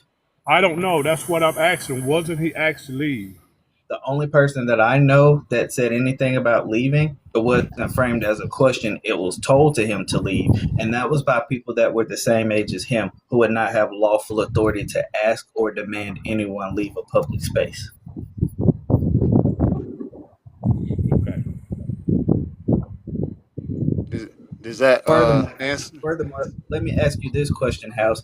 If you paid money to go to an event, right, and you're in the visitor side of the stadium sitting in the bleachers, and someone comes over to you and tells you to move out of the seat where you're at, and you have a lawful right to be there, are you just going to move, or are you going to say, I have a right to be here? That's what happened here. Carmelo was at a stadium that was publicly owned, under a publicly owned canopy on the visitor side of the stadium, and he had a right to be there. So no one had a lawful right to tell him to move, and especially not a student had a lawful right to tell him to move. And then to put hands on him and physically make him move, or attempt to physically make him move, that just doesn't fly with me. Doesn't fly with anybody else in here. Does that answer your question, House? Yes, sir. Okay, thank you for. Do you have another question you'd like to ask, or is that it? No, that's it. All right, Thank brother. you. Thank you for coming up on the panel. Yes, sir. And to, I can't even see her name. I think it's Renee. So he was in the bleachers, not under their tent. First of all, let's get this correct. It wasn't a tent. A tent has sides. A tent has privacy, right? A canopy does not. He was underneath a canopy, and it was not their canopy. The canopy was owned by the Frisco ISD. So let's be very clear when we talk about technicalities and specifics here. It was a publicly owned stadium, publicly owned bleachers, which his ass was on, and it was a publicly owned canopy, which he was under.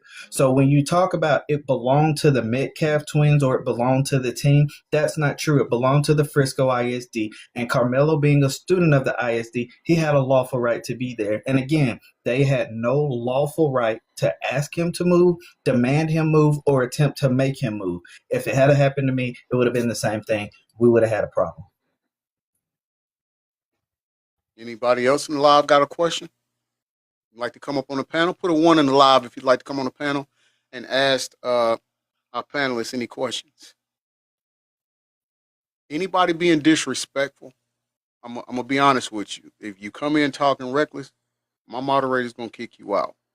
All right? They're gonna kick you out. So now, if you want to ask a question that is a legit question, you're not trying to be a chaos agent or anything, then yeah, you good.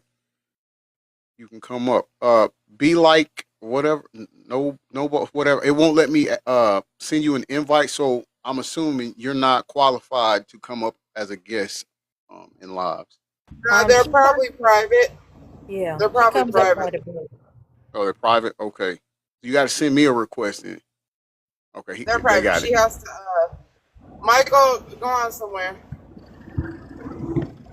Hey, welcome to the panel. Be like. I Uh, don't know the last yeah, part. if you can't send them an invite, that means they're private, and Yes, they have to send a request. yes, and you, the host, can bring them up. yeah, I Okay. am. Hello, friends. Hey, how you doing? I'm doing okay. Had a rough couple of days, but I'm excited to be back in the saddle. And so I'm just, my only real question, I'm a total ally, but I've gotten myself into some trouble exposing corruption. So I just want to make sure everybody's aware that, I mean, there's very clearly funny business going on. So you need safety in numbers. That's why I think a petition might be something really effective to start to petition the authorities for transparency. And then you can get people, widespread signing it. So at least there's eyes on and they know that. On top of it, be like, Okay, good, we good. already had it. We set Oh, it good, up good, last good. night. Oh, Devin, good. Oh, we'll good. get it to you. Okay, great. Okay, great. And if I'm a strategist and a communications specialist, so if anything, like I can edit, I can, third eye, because I did media relations, press releases. I'm an asset. So please use me. I appreciate that. And I Absolutely. sent you a follow, by the way. Great. I'll follow back. And I just wanted to add that I think it's so important that the tent is key to this thing, because again, I'm just want to mirror everything that Constitutional is saying. It's absolutely true. I just think we need to be careful when we talk about it, that we don't say, I mean, obviously there needs to be some kind of adjudication about what happened, but that if we say he should have never been arrested or something like that, that goes too far. What it should be is exposing the investigation, making the investigation public, because we know the truth. We know the truth of all of this, right? So it's just getting them to do the right thing. That's going to be the tricky part, because the system is so rigged. And be like, I agree with you about 80%. It's not that he shouldn't have never been arrested, right? It's the fact that the very first words that came out of Carmelo's mouth was, I was defending myself. I Exactly. told him not to touch me. But you know what pisses me off is the officers treated him like he was the suspect from the very first interaction, from the very first statement. They did not treat him as a person who was claiming self-defense. I looked it up. There was 10 cases of self-defense in the state of Texas in the last 2 years. You know how many of those persons that were arrested immediately at the scene? One. And guess who it was? Carmelo Anthony. The rest of them, it was 30 to 90 days before they were arrested. So that is what my issue is. If a person is saying that it's self-defense, investigate and do your job. And then if the evidence leads you there, then act upon it.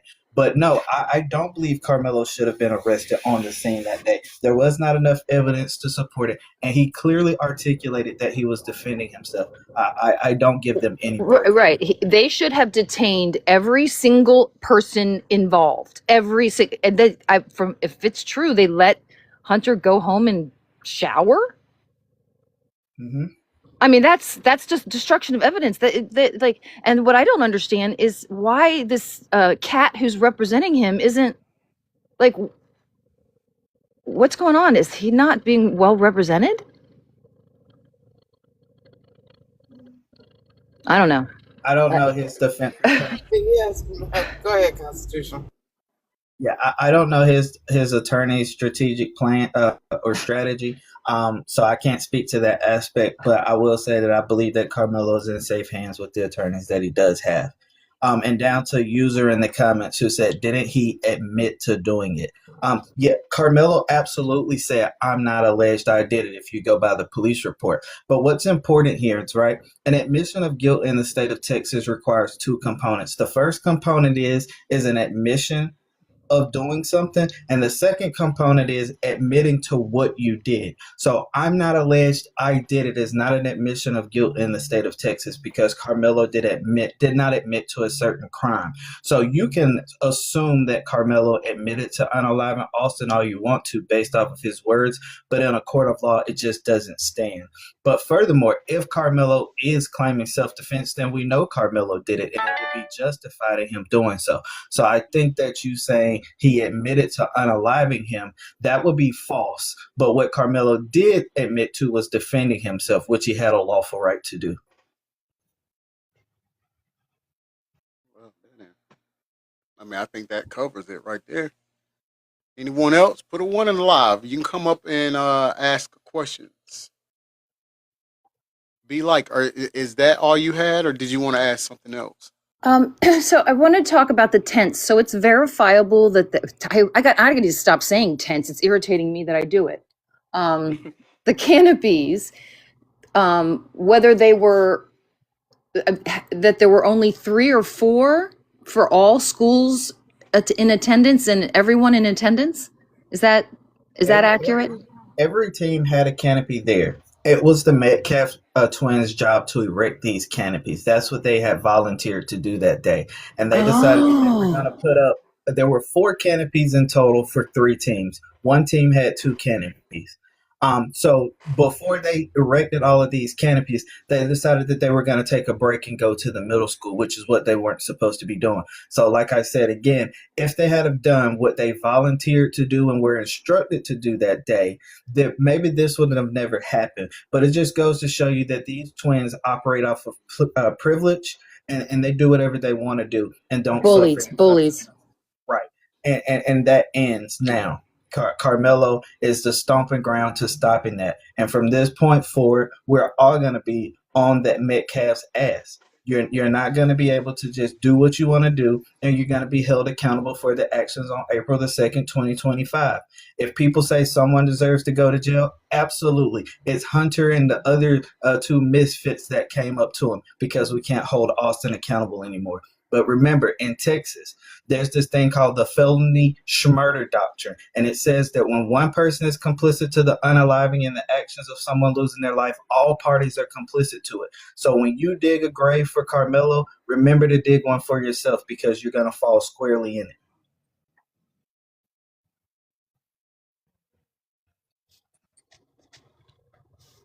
Oh, Anybody else? amen.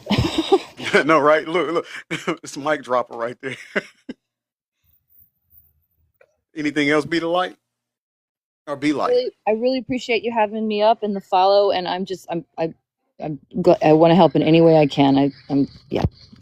Thank you so much, and what a blessing you are, I scholar. appreciate you. I appreciate it. you. Thank you, Be Like. Thank you. Okay. People in the live, put a 1 in the chat if you'd like to come up on the panel and ask the panelists any questions. Let's make sure we debunk all false narratives and false information that's been given. We got people on the panel that knows the facts and that can help you understand the situation better. Let's not go off of what people have spun out there. Let's go off the facts and the evidence that presented itself. Nookie says, in God's eyes, this is not a crime. Time will be served and probation should be given. Not a crime. In God's eye or the eye of the law, it's not a crime. It's justified homicide is what it is. But no, probation is inadequate. Probation is guilt. Carmelo's not guilty of anything other than defending himself. And for that, he shall not even see probation. Okay. Prince of Poem says, as a criminal justice major, Carmelo is innocent. I agree with you on that. Riley says you cannot control someone's reaction to your aggression. I love that. We most definitely agree with that. If Carmelo had not been approached by those boys, we wouldn't even be discussing this. It goes back to the thing of, teaching your kids to mind their business. But if Carmelo was such a problem for them, why didn't they go get an adult?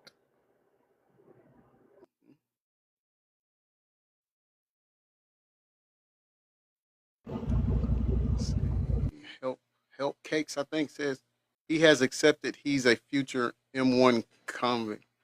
Okay.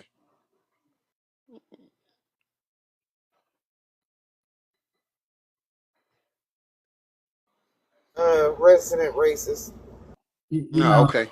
I find it real funny, y'all, that these people constantly think that because Carmelo was indicted, he's guilty, or because the grand jury indicted him, that it means something. Like, let's be serious here, people. If you don't know how the legal system works, just say it. I'd be more than willing to educate you. And if you don't believe the words coming out of my mouth, I'll send you a link so you can read it yourself. But it is a step in the judicial process, right? When a person is arrested, the charges go to the DA, and then the DA takes that over to the grand jury. And the grand jury only gets evidence that supports Carmelo going to trial. Nothing that exonerates him, no exculpatory evidence. So that's why the phrase "you can indict a ham sandwich" comes into play, right? Because if I go to trial, go to a grand jury right now, and I say, I have a 7-page report where G Smooth called me a bitch, and that's the only thing they can see. They don't see where G Smooth said that I was a gentleman and a scholar. It's more than likely that he's going to get indicted on it. It's just that simple. So let's not put a lot of weight into the grand jury indictment. You people really got to learn how the law works and that it is a process. But when you go to trial, it's completely different. There's exculpatory evidence. There's people that are going to be speaking on the facts that happened that day. There's going to be evidence and video footage and all sorts of things that are going to show that Carmelo truly acted in self-defense and he's not guilty. Will you all be at the trial when it happens or take place? I will be Some of there. us will. Okay. There's one lady that's in Congress right now out of Texas, and I mean she dominates the news and the airways. Um, Miss Jasmine Jasmine Crockett. Crockett. That's my Yes, has she helped or assisted in anything here? I can't speak on that right now, Oh, but okay, she is aware of it, and she did release one statement about it. okay. I like her. I like her. But Yeah, okay, she's a just wanted pit to bull. make sure. Yes, yes, and they're not ready for it, but that's what we need. We need that energy. Um, so I think if is there any more questions Is for the this you in the guest? comments, G Smooth? There's someone in the comments with a page called G Smooth as well. Yeah, that's not me. I don't know who that is. Gotcha. They say I keep hearing force need to meet for force apply. I don't even understand what that's supposed to say. That's not English. But I'm assuming you're saying that the force that's given must be adequate to the force that's applied, and that is not true. Because when it comes to force, first of all, you're talking about proportionality, and so when you look at proportionality in its definition and how it's applied in a legal sense in a self defense case, it's immediate force, right? So what did Carmelo in the immediance of the onslaught think that was adequate for him to protect himself, right? And then was it excessive in its use?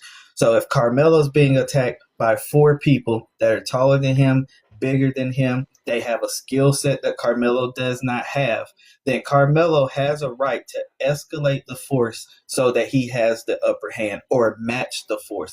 And even with Carmelo having a poker being attacked by four people, I would still say that the force is still not equal if that's the line of questioning that you would want to go with. I would say that he still has the lower hand here if it's four people aggressing upon him. No problem. That's correct. Correct. It's human instinct to defend yourself. And most people are going to grab the closest thing to them to help them defend themselves. And that's what Carmelo did. Yeah, I think the sooner people can recognize that aspect, I think the better off we'll be. Unfortunately, we have a country who is used to thinking that they are supreme or superior. And I often tell people during my lives that when you forget history, it's almost like have you heard that saying? It's that saying where if you don't know where you come from, you're never gonna make it where you're going.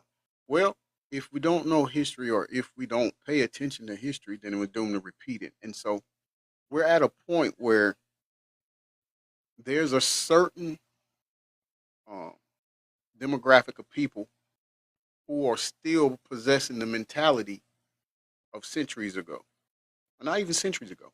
I'd say back in the '60s. And it has to be duly noted that we are no longer residing in those times, right? We have someone said it in here earlier, and I want to chime off of it. Had the roles been reversed, this wouldn't even be a thing. It would be Hunter or not Hunter. What was the young man that lost his name? What's his name? Austin. Austin. If Austin would have done this to Carmelo, this wouldn't even be a conversation. You get me? But because the roles aren't that, it's a problem. It's being trying. People are trying to paint anything they can to say, "Hey, he's guilty." Straight up, he's guilty. This is premeditated. I told you that earlier. People in the lives I was going, this premeditated. He meant to do it. He bought this poker to the thing with the intentions on doing this. I've even heard that they know each other because they both are stars of their high school football teams. And there's videos on YouTube where someone has taken the time to splice up different footages of Carmelo playing football and trash talking. And they're like, look, see, this is his behavior. Look, this. And it's like, man, why put in so much work to that? Like, I don't understand. why people just don't understand that this man was threatening. And I call him man. He's a young man, not a man. He's a kid It still. it's the sure I can do it to you, but you can't do it to me thing. It's the mentality of entitlement that those boys had. And people are perpetrating. We get a lot of people on here every single day that sit up and say that boy shouldn't have been there, or the lies that have been told about Carmelo had skipped school to go to the track meet. Who skipped school to go to another school for an event? That's stupid. Right. How do you even skip school, but you get on the bus and then the bus takes you to the other school? Make it make sense. But remember, Man. these are the same people that said Carmelo drove his Lexus to the stadium. If you ask me, I'm just hearing some jealousy here. Are they mad because the twins' parents couldn't afford them a car? I mean, let's talk about it. Right. What's really the issue, right? Because they're not paying No, attention to what's right. before. But I'm going to hit again on this premeditation because I hear this all the time too, right? Premeditation requires evidence of prior intent. There was planning or deliberation formed before the encounter. The Texas homicide law does not infer intent merely from the outcome. It requires proof from the defendant that they formed a conscious objective to unalive in advance, not in reaction to unfolding events. And in Carmelo's situation, the encounter was sudden, volatile, and dynamic, involving 4 aggressors, 1 verbally hostile, 1 physically aggressive, and 2 others positioned to intervene at any moment. The Texas self-defense doctrine recognizes that intent formed in the heat of immediate danger is legally distinct from premeditation. Any force used by Carmelo was a split-second defensive response to an escalating threat, not the product of reflection or planning. The absence of advanced preparation, prior threat stalking, or opportunity for calm deliberation forecloses any claim of premeditated intent. So there is no way possible, based off of the circumstances that we know from the police report, from Hunter's own admission on the news, or the father, that this could ever be premeditated. Ever. And I wish that would be put to bed completely. I would just And get to the that. person in the comments who says he anticipated trouble, that's why he took the poker. You're completely wrong, right? So Carmelo has a lawful right to carry the tool. And people like to talk about the poker. So let's talk about the poker too, right? The penal code is very clear, 46.03. Places prohibited weapons. It says that a location restricted poker is not allowed at school. That is one that has a blade of 5.5 inches or greater. Therefore, any poker with a blade of 5.5 inches or less is legal on school premises. There's no age restrictions on that. There's no place restrictions on it. So Carmelo had a lawful right to have it. And if you have a lawful right to have something, unless there's proof that Carmelo planned ahead, which I just spoke about premeditation, and you can't prove that, then you can't say he anticipated an issue. And I would beg to say that if I went somewhere and I thought I was going to have a problem with someone, I would have the poker in my hand or in my pocket rather than in my bag and not in my close possession. That just doesn't make any sense. That's like a person who has a concealed carry permit. You don't walk around with the pew-pew in your bag if you think you might have to use it. It's on your hip. It makes no logical sense that people claim that the poker was brought there for the sole purpose to unalive Austin. Get real, people. Your feelings are hurt. Get the freak over it. That part right there. That's Hey, something. 12 tribes. Huh? Hey, Constitutional. 12 tribes asked you to go over Penal Code 1.07A42. Go over what now? Penal Code Okay, I got it. 1.07. I got it. Give me 1 second. Let me pull it up so I can read from it right quick. Hold on.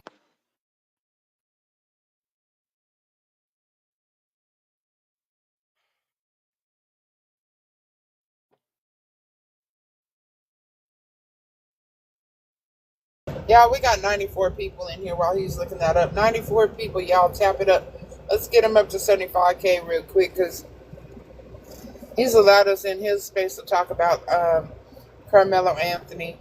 Yeah, he has a gift goal.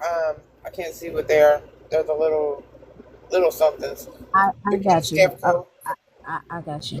All right, you guys. There's 95 people in here. Please, like Big T say, let's get them up to 75K with 93 people in this room. I know we can go ahead and do that. So keep tapping that screen. Tapping makes it happen.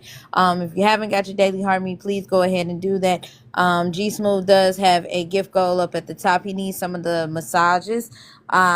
He needs 25. He has 7. If you feel like you would like to oblige in his gift goal, please do. Gift the host, gift the panelists. Make sure you hit the notification bell so that every time he goes live, you are in here getting his information he has to give. Please, if you're not following any of us, please follow the host, follow the panelists for more information if you would like, as well as share this out to 5 or 10 people and tell them to come on in and sit with us. We are talking about Carmelo Anthony, hashtag FYP, hashtag FYF, hashtag hate Carmelo, and purple hearts in the chat, please. Thank you. Okay, so Penal Code 1.07A42 is what defines serious bodily injury under Texas law.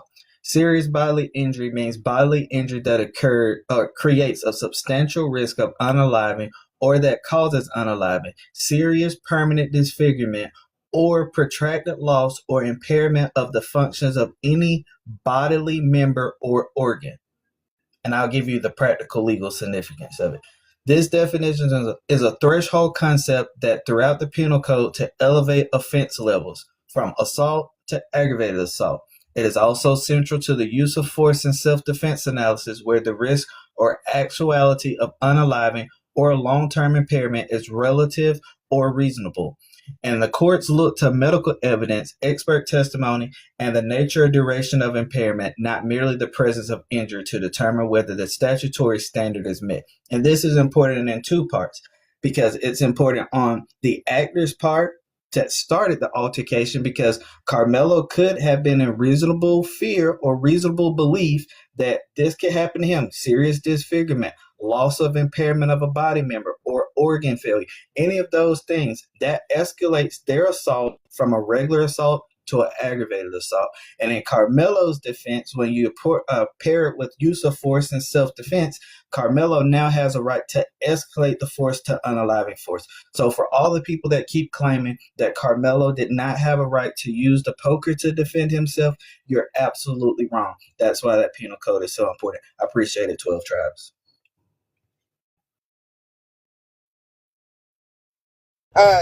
G Smooth, 12 Tribes actually saw the video 3 times.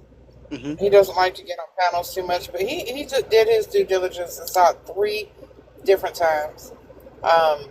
So he could see, different things in the video. Oh, they're not up here, but what they did when everybody kind of crashed Frisco ISD with these requests is they basically had about a 50-inch TV and they put the video up in the top left-hand corner that only you could see half the memorial canopy, and it was from across the. They tried to make it so you couldn't see nothing, but Paulina said something, or she gave her version. Chocolate Mama gave her version. I mean, they all pretty much say the same thing. Right. And also, since we're debunking today, let's talk about this criminal trespass, right? I get tired of hearing this as well. So the Penal Code 30.05, criminal trespass, states a person commits criminal trespass if the person enters or remains on or in property of another without effective consent, and the person, 1, had noticed that entry was forbidden, or received notice to depart but failed to do so. And so they like to claim that Carmelo was given notice because there was a blue banner on the fence that says no weapons, no pets, whatever the verbiage was, I can't even remember. And that does not meet the standard. And I like to refer back to case law when I use this. And so according to Penal Codes 30.05, 30.06, and 30.07, they all say the same thing, that signage does not meet the elements prescribed by the statute. The signage does not satisfy the statutory notice requirements for trespass if it is not supported by a penal code or a federal statute. This is just a general request for all the people that keep saying, oh, he was trespassing because he had the poker there. Well, it was lawful for him to carry the poker. The poker was considered a tool, and the signage is not supported by a penal code. And no one of lawful authority ever asked Carmelo to leave, and he refused to do so. So based off of those three things, we know Carmelo never trespassed at this event. So I wish people would stop trying to use that as a defense that Carmelo should not, be able to claim self-defense. And let's not forget that even if a person is in the commission of a crime or they have a weapon that is prohibited, it does not negate their claim for self-defense. It just makes it harder to prove, but it does not unequivocally say that they do not have a claim for self-defense. So let's cut out the shit. Can Mr. Rex, I want to go ahead and respond to you.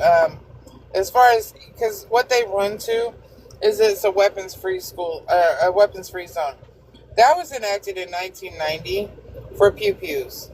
It had nothing to do with pokers. Pokers were left up to the state to determine what they wanted to do. So if you want to fast forward to September 1st, 2017, prior to that, all pokers were considered illegal.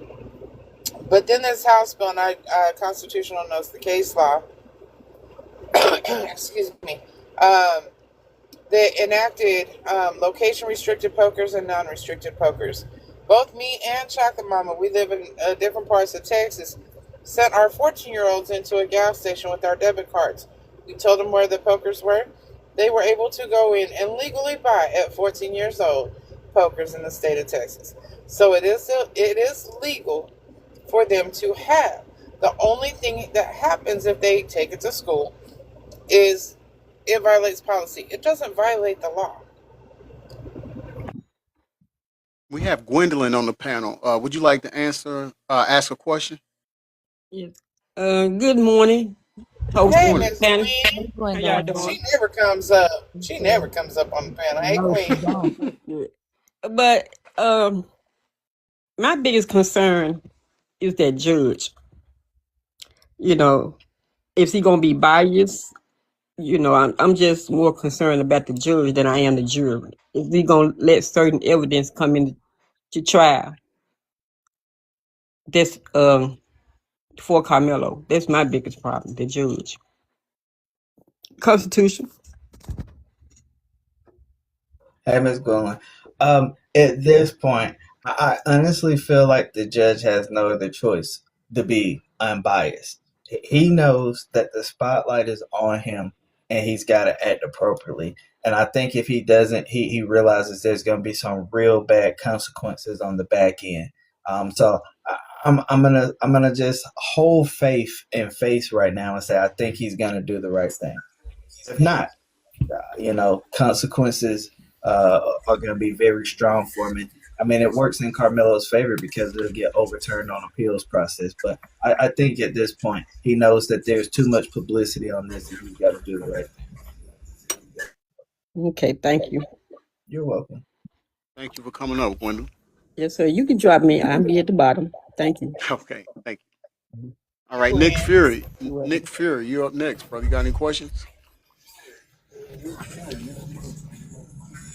Yeah, I just got One. Okay. obviously I'm a black man. I swear. I can't hear you. You're breaking up. Say it again.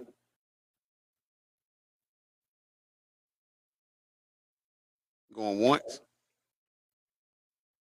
Going twice. Other kid. Okay. I tell you what, I'm gonna drop you down. When you get in a better area, you can come back up and ask your question because you keep cutting out on us. Here.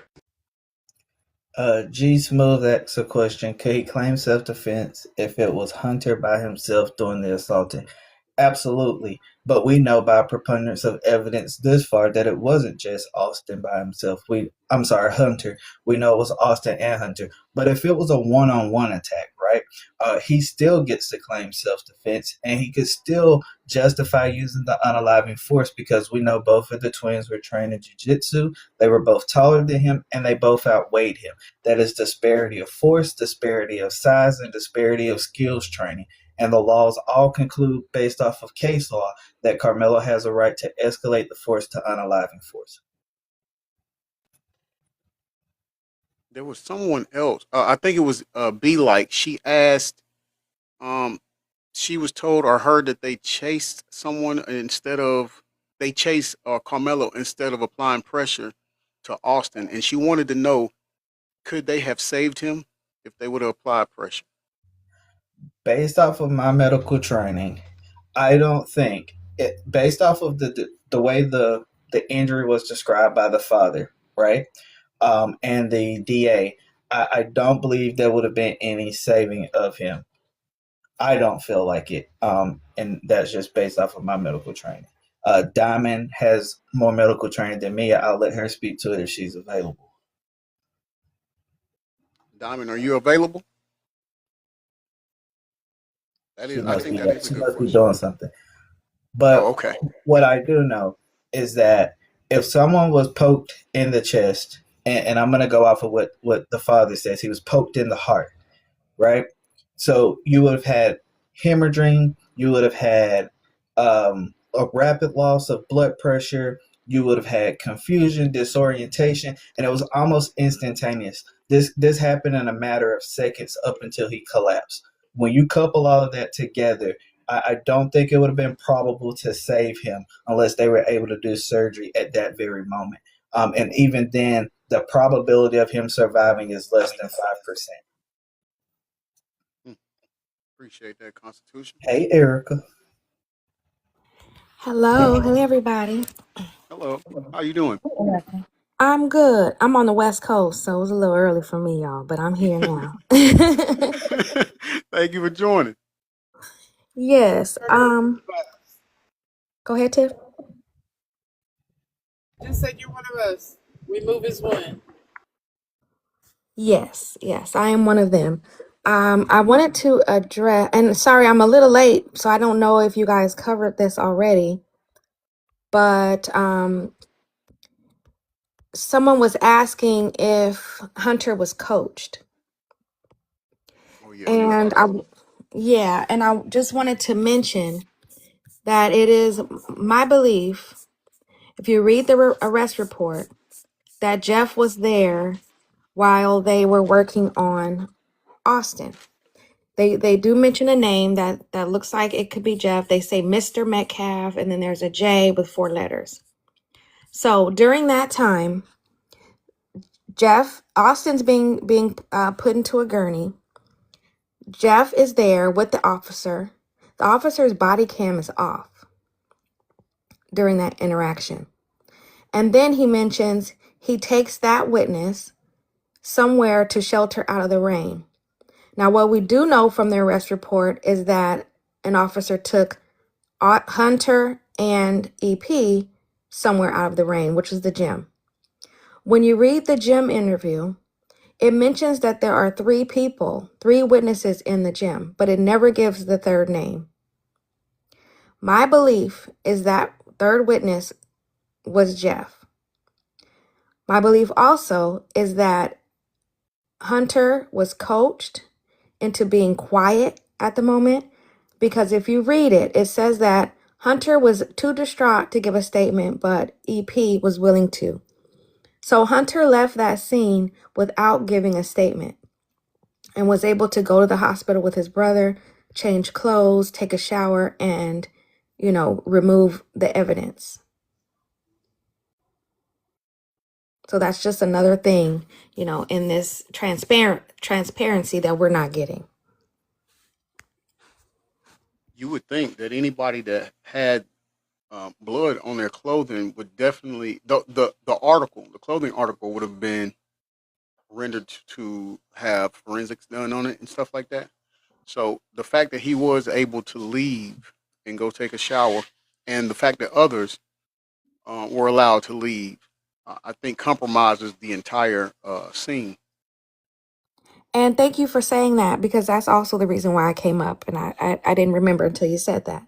In interviews, Hunter mentions almost like a horror movie. Now, I know if I lost someone, I would not make up a story that sounded like something that would come out on Friday the 13th. But that's what Hunter did. He said it was coming out everywhere. He tried to hold it in.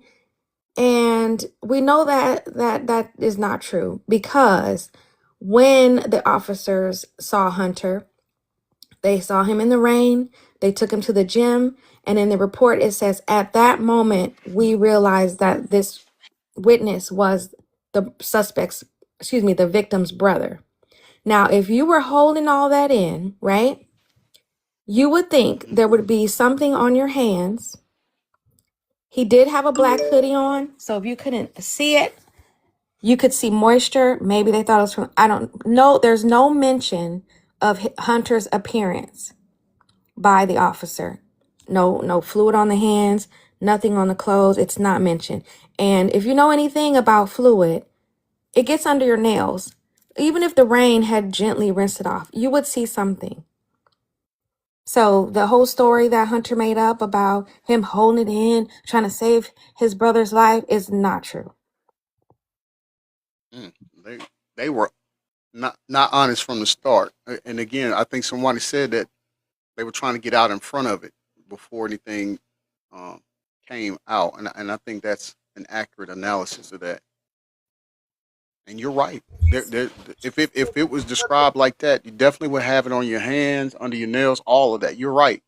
And again, I don't understand why that wouldn't have been looked at further right there on the scene. Exactly, but they mention a drop on. Erica, can you drop constitutional? Can y'all drop constitutional, please? Okay. You'll be back. Bye, Scholar. Yes, they mention they patted Carmelo down through a chain link fence. I don't know how you do that. They patted Carmelo down again, put him in handcuffs, sat him on the ground. They patted him down a third time while in handcuffs.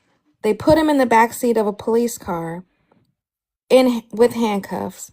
And then, while he's sitting in the back of a police car, now I want you to picture this, sitting in the back of a police car with his hands in handcuffs, he notices one drop of fluid on one finger and says, I made a note of that one speck. But he doesn't notice anything on Hunter. Crazy. It's evident that the cover up was on from the start.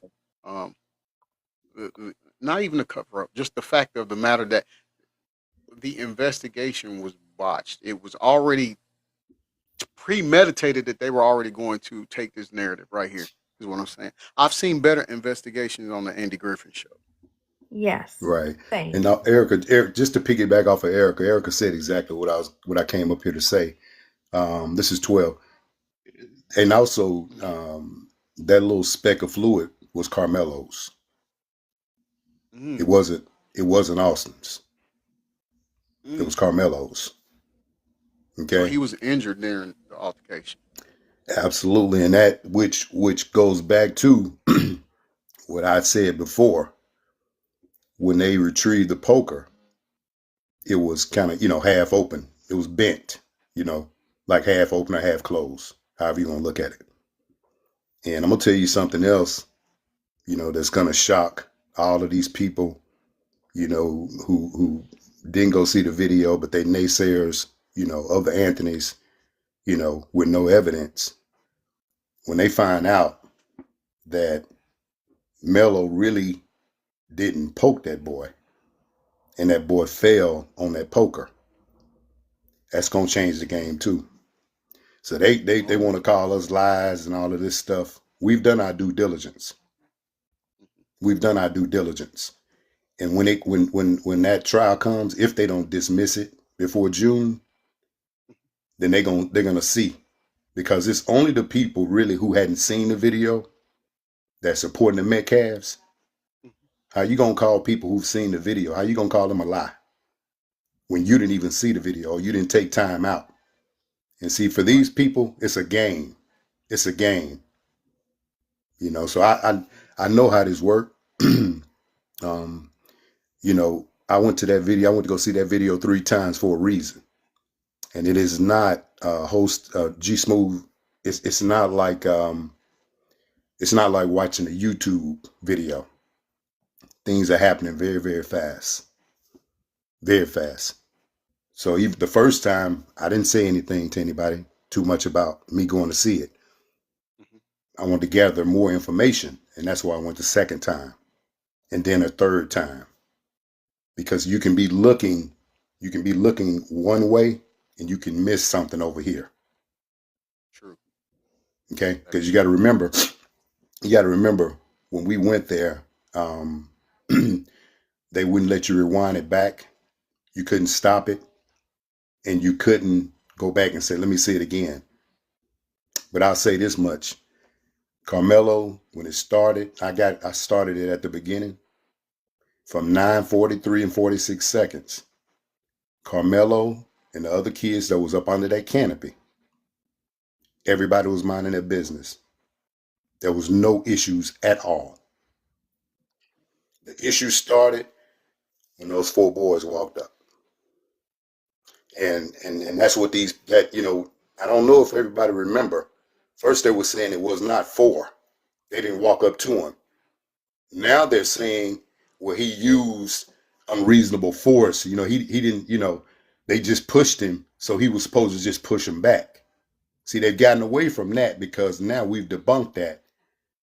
They know now that those boys walked up to him. And you can literally see it. I've told a story, numerous times. I asked the lady that was administrating the video from watching Hunter and his mother on their videos.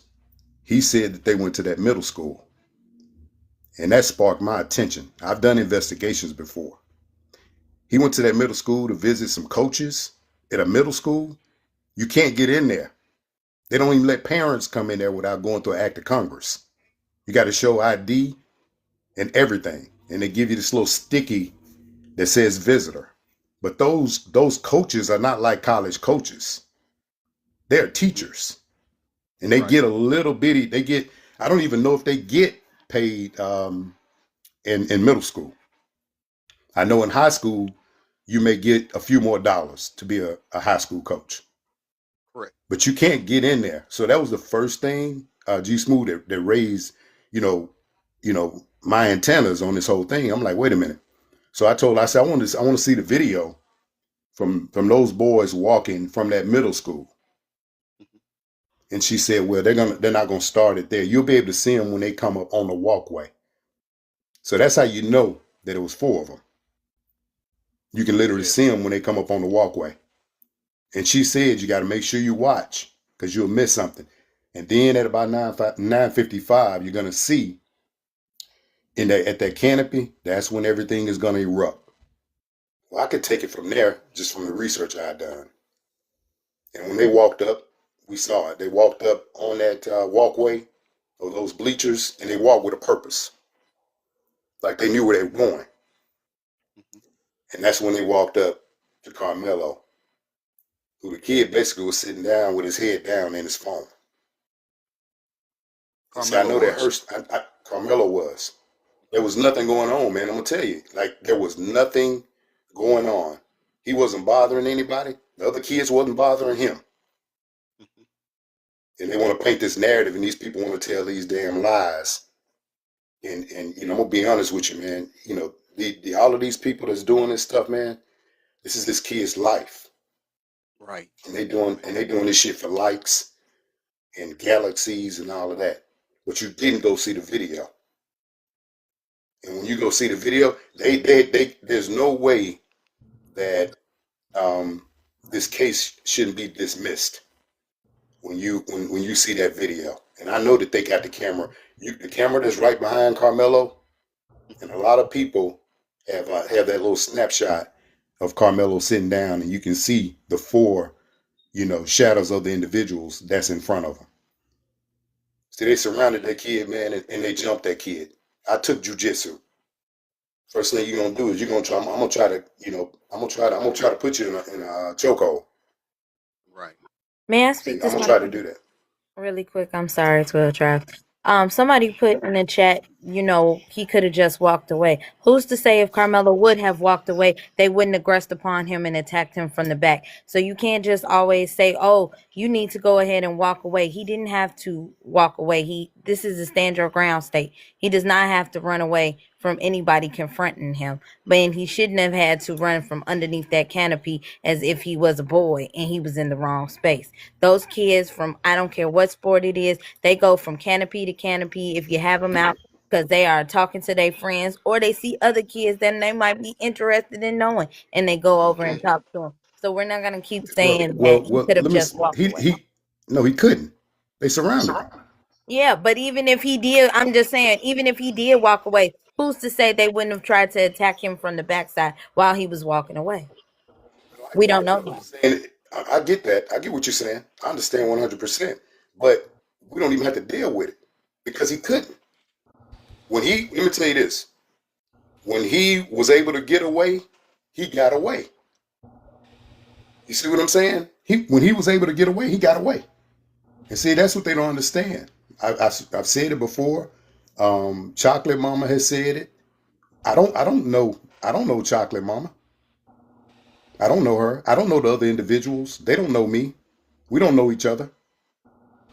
We don't know each other. But the stories are the same. See, and that's the problem that they have.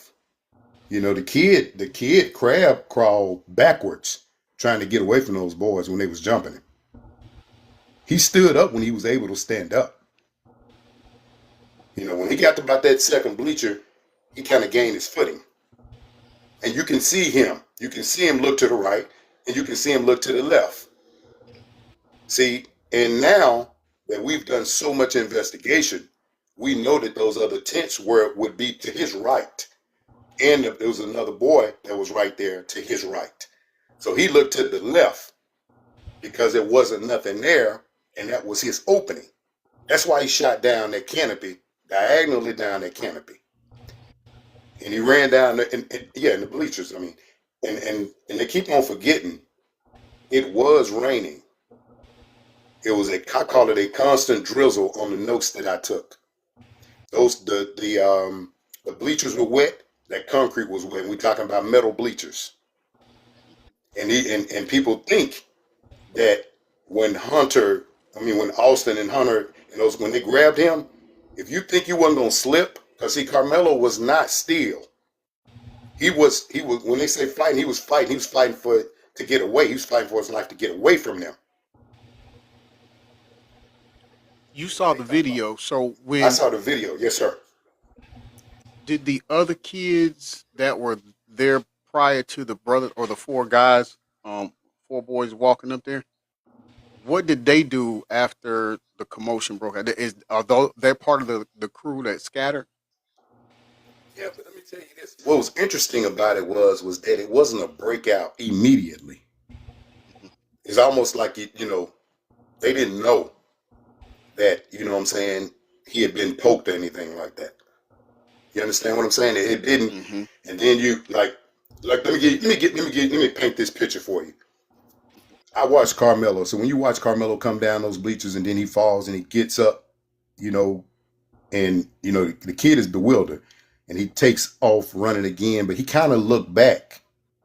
Hold on, 12 Tribe. I'm sorry to interrupt you. Hold on one second, 12. Quick. There's somebody in here and he said, did they tell you about Carmelo Anthony bullying the other people? Where did you go? Did you get yourself blocked? He might have got himself blocked already. Looks like my mods got it. Okay. Appreciate it. She said, "No, I blocked." Okay. I just want to say, opposing questions are fine because we actually like to answer those and it keeps the conversation going. But disrespectful comments, they need to be muted or blocked. Absolutely. Absolutely. 12 tribes. Go ahead, brother. I'm sorry for that. Where we at? Where we at? You were saying how they no one knew initially, it wasn't a Yeah, scatter or no one knew what was going on.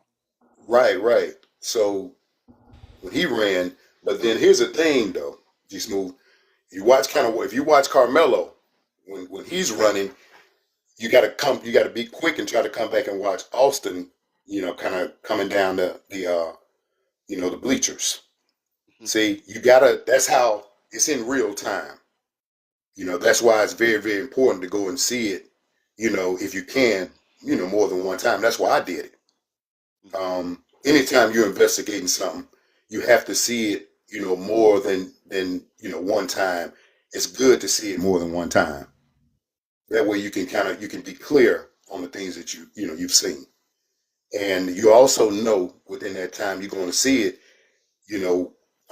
we've been doing the individuals that are really advocating for Carmelo, we've been doing research, behind the scenes. So there are things that we know, that a lot of these people don't know, that are just, these people are just bumping their gums. And, and that's another reason I don't really come on panels. I've been around since the beginning of the whole thing, but I don't really come on the panels too much because once I seen the video and what I seen on that video, I couldn't even believe. I mean, of course you can indict a ham sandwich, but it's gonna be interesting to know what the DA, I want to see what he's gonna put forth. I really do. If it doesn't get dismissed before that, because this whole thing seemed like politics to me. Yeah. Because the law exonerates this kid. This kid, he shouldn't have never. I mean, the investigation. I've never seen an investigation like this, man. In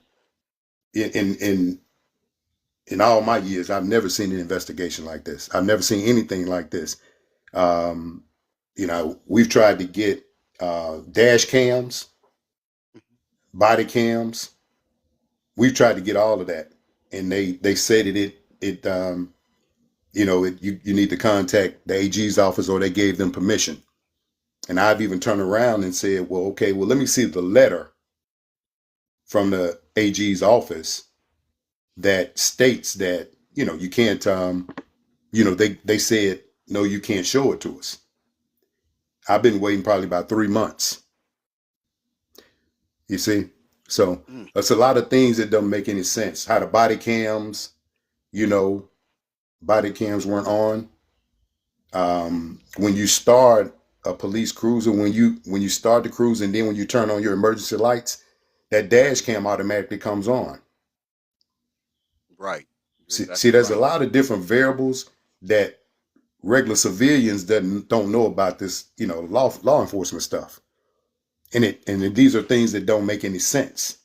You had veterans that were supposed to be that showed up there during that incident, but you didn't have your body cam on. There were interviews did with kids being able to be an earshot with each other right there. So I can hear what you're saying. I've never seen that. Any situation like this, everybody, go down. Or even the kids that were sitting up under that canopy, those kids, they would have been asked, do you mind coming down making a statement? Do you, Exactly. I mean, yeah, it none of this stuff makes any sense. There's no way that Hunter Metcalf, who was the main corporate who started this whole thing while his brother's unalived, this guy was able to go home and then he's too distraught to make a statement, but you're on the news, within a few hours. And I'm gonna tell you this, and I'm gonna land my plane. There's not a whole lot of cases where the victim jumps in front of the media, especially when it's something traumatic like this. You normally will have parents who will get in front of the media when a child has been abducted or a child kidnapped, and you're pleading for the kidnappers to bring your child home. But in this case, why would the Metcalfs run to the media? Makes no sense. You don't have to prove Yeah, well, you don't have to prove. What do they have to prove? The one that should be trying to prove would be Carmelo's family. Right. You see, that's the problem that I had. I don't know the Metcalfs. I don't know Carmelo, but I do know how investigation is supposed to go. I do know this is very, very unusual, and that's the reason why I took interest in it. I appreciate that. I I land my appreciate you plane right coming there, up. brother. Absolutely, Okay, man. thank you. Thank you so much for coming up. I know you don't ordinarily do it. You're welcome. I did it for Big Tiff, man. Big Tiff been doing some hard work. G Smooth, she really has. She's been doing some good work too. So Diamond, all you guys, man, you guys, y'all keep doing it up. You can drop me down if you would, brother. Thank you, All right, 12. thank you for coming up. And I gave you a I'll follow. see y'all ladies. Okay. All right. Hashtag True Podcast. Welcome to the panel. You got questions for him? I just want to say one thing real quick. I've been listening, and you know me, G Smooth. I got my own podcast. I do investigations. I've been listening to this whole thing, and the one thing, and I mentioned it earlier in the comments. I understand what everybody's saying. I'm agreeing with what everybody's saying. The one part that's missing for me is this happened at a school function, correct? A state-sponsored track meet. So why if kids needed to feel that they had to have a poker, a knife, a gun at a school, why isn't that school being investigated? That's my question. Isn't that supposed to be a safe place? Aren't churches and schools or school functions or church functions supposed to be a safe place? Well, hashtag, I don't think anyone claimed that it wasn't a safe space. The law is very clear that Right. you can carry the poker. It doesn't say you can carry the No, poker in fear. I'm not disclaiming, whether you can or you can't. I'm saying, why would the kid feel the need, or any kid feel the need to have one if it's a safe place? To me, Because the blame goes conflating- on that school, man. And this is why, and I'm bringing up something totally in the left field, something totally away. But all these school shootings and that, we got problems with bringing metal detectors and things like that into these school systems. Why? That could have prevented all this. Where were the school officials when it looked like things were all hell was breaking loose? Where were these school officials, man? Where they, somebody had to be in the stand. There had to be a teacher. There had to be somebody within an earshot of this stuff going down. There were coaches within earshot of this going down. But the more important thing about what you said was why did he feel like he needed to bring it? He may not have needed to feel like he might have brought it. It's just like people who conceal carry. It's part of your daily attire, right? You get dressed and you walk out the door, you put it on your hip. In Texas, kids, they go to school, they put it in their bag, they put it in their pocket. It's just a part of being a Texan. It is a weapon state. It is Second Amendment through and through. So it's no preemptive notion that it was in self-defense, was used as a toy. It's just part of their day-to-day things that they do. So I just don't like when people say, well, why did he feel the need to take it? He didn't have to necessarily feel a need to take it. It's just something that he's allowed to have with him. They give them out to kids for Boy Scouts. They give them out to them for their 13th birthdays. They just have them and they carry them because Texas is so 2A.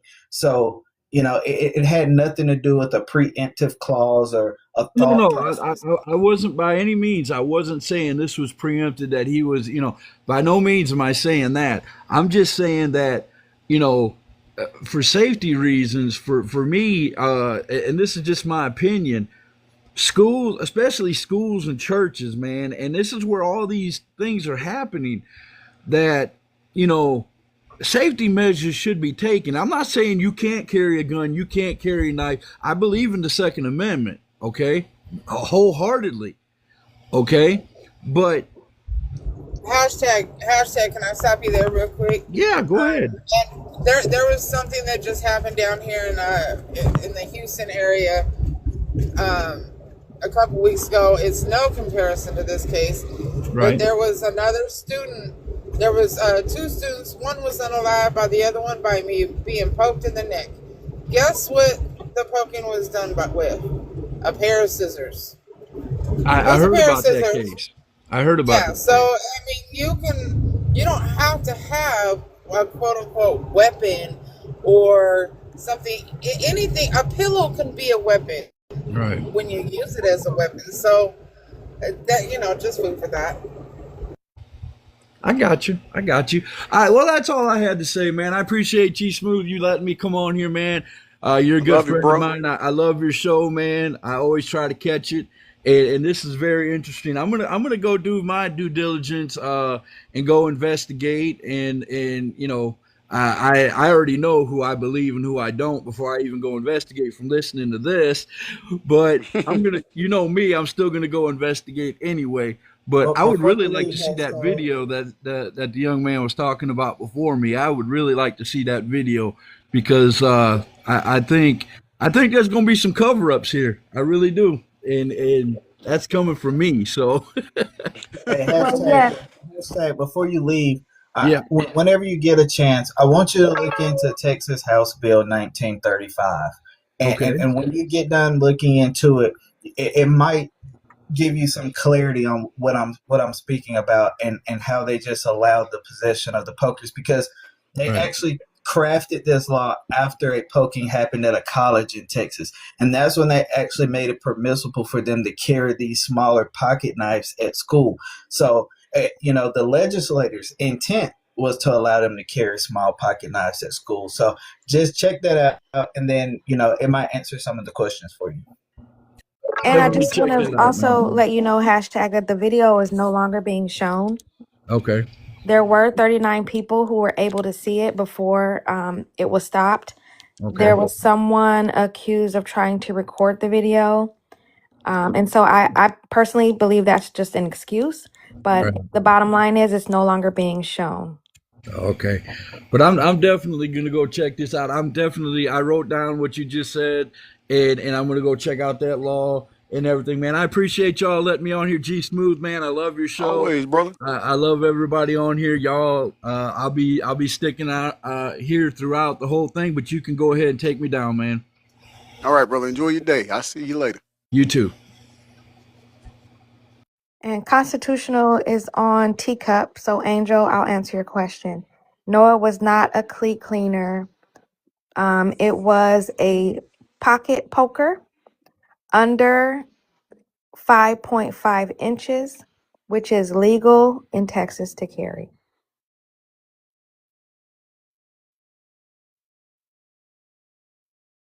Anybody have questions? We're looking at the live. Doc, welcome to the panel. Niece. I Hey had put in the Doc, request. Hey, TV, how you what's up? I doing? was like, I hope Doc comes. Yeah, no, I was here. I'm just in the comments, doing my mod duties. But I wanted to ask the same question that gentleman asked, but she just answered it that they took down the video.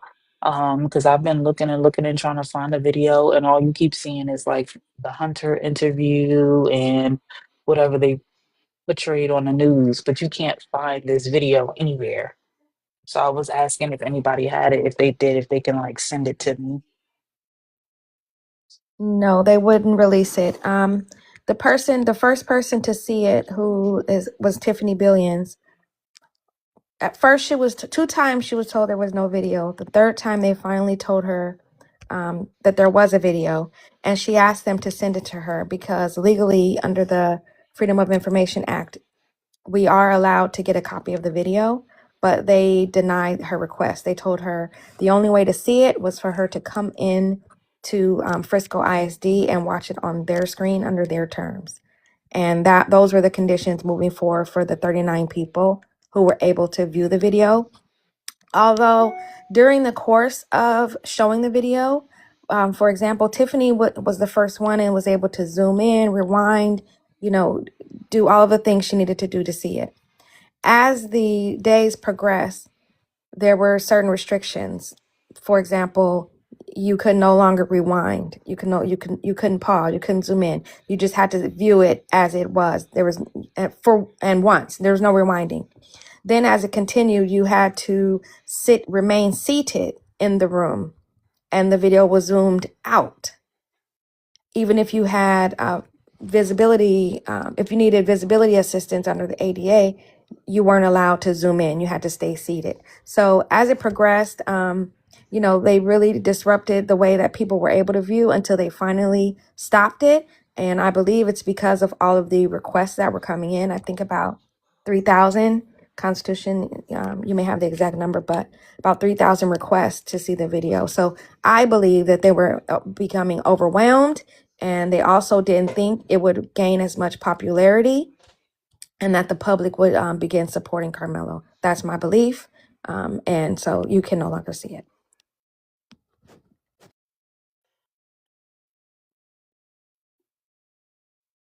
Does anyone else have a question? Okay, thank you. You could drop me down. Okay, Nick.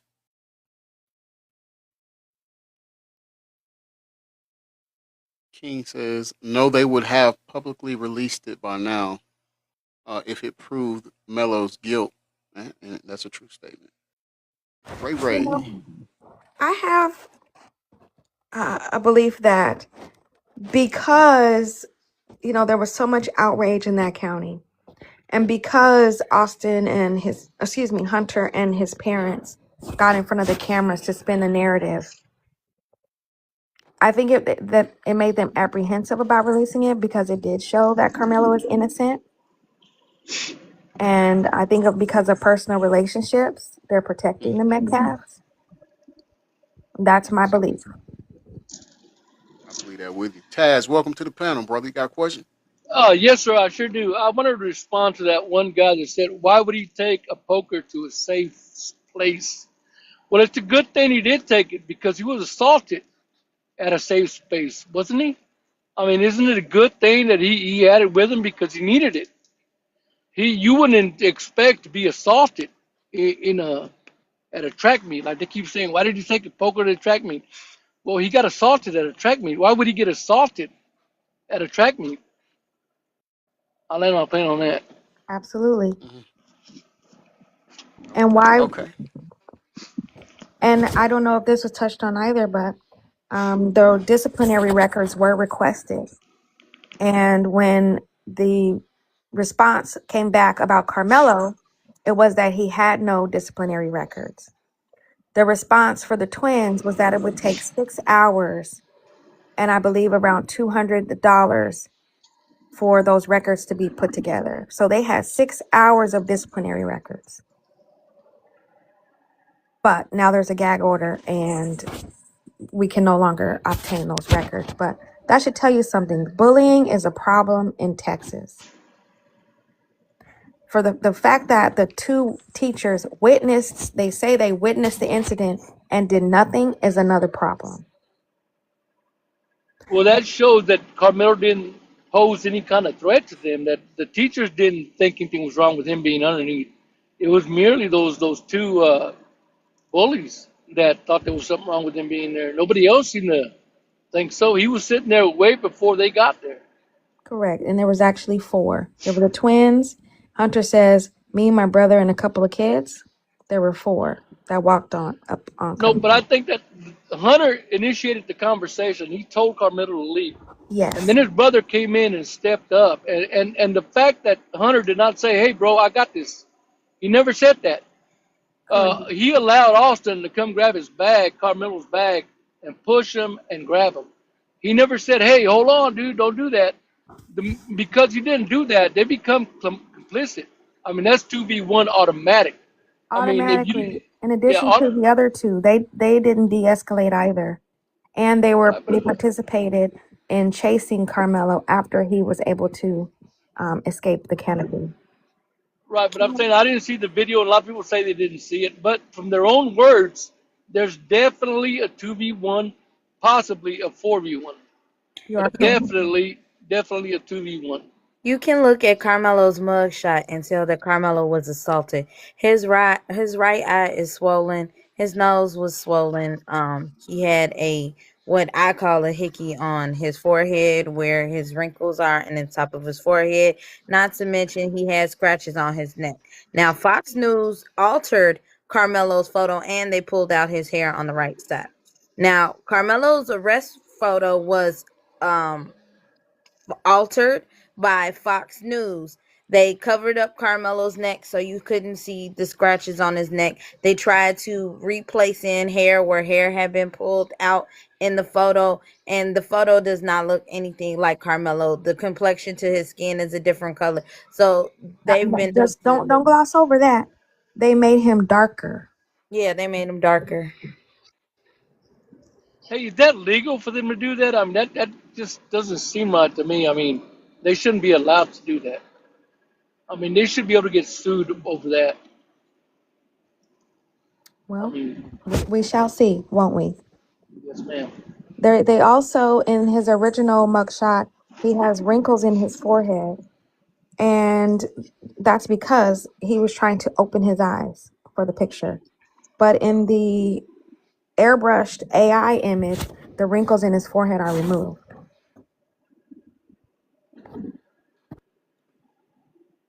You have any more questions, Tad? No, sir, I'm good, man. Y'all can drop me. Thank you.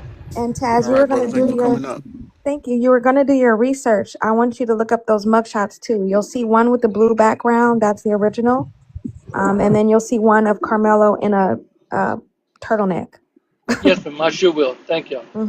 Thank you for coming up. Thanks for the question. Hey, G Smooth, I just sent you the side by side mugshot to your Okay, let me phone. go get it real quick.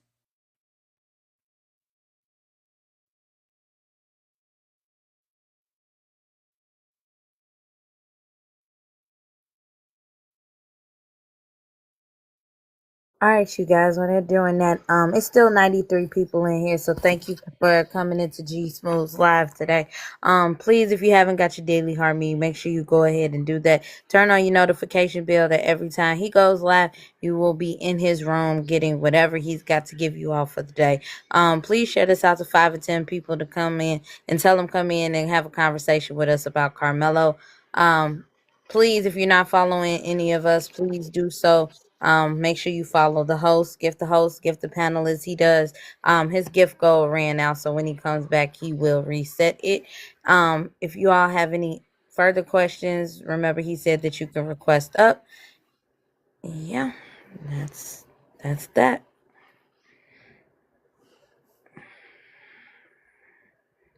I do have one question.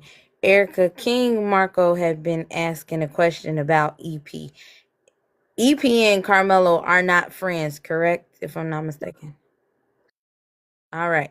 So, King, you got your answer because I know you had asked that in the chat. No, Carmelo and EP are not friends at all.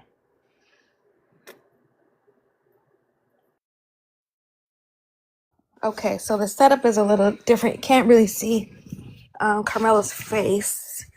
I have to fix his boxes in Yeah. order to. Yeah, I'm trying to make it smaller a little bit, but it's not. While How you about that? Right there, you can see it perfectly that yeah. way. Okay. Yeah, you can definitely see the difference. Huh. Fox News, that explains it. Yes, it does.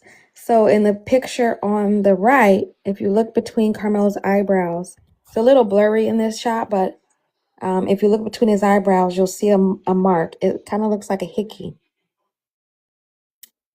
Let me see if I can bring that up more. On which side now? On the right side, on the original mugshot. Oh, okay. Right About to say between the I'm trying. eyebrows, you'll see a dot. No, it's not letting me do it. It's okay. You can see it here. It just doesn't look as red here.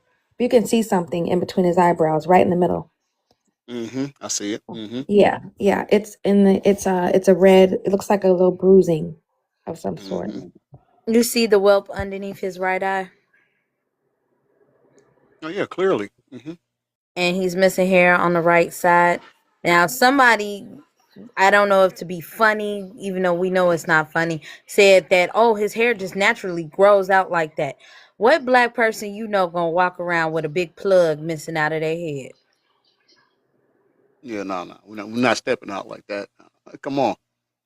Exactly. And if you once you do enlarge the picture, if you can look at Carmelo's neck, you see lines underneath his neck like he had been scratched.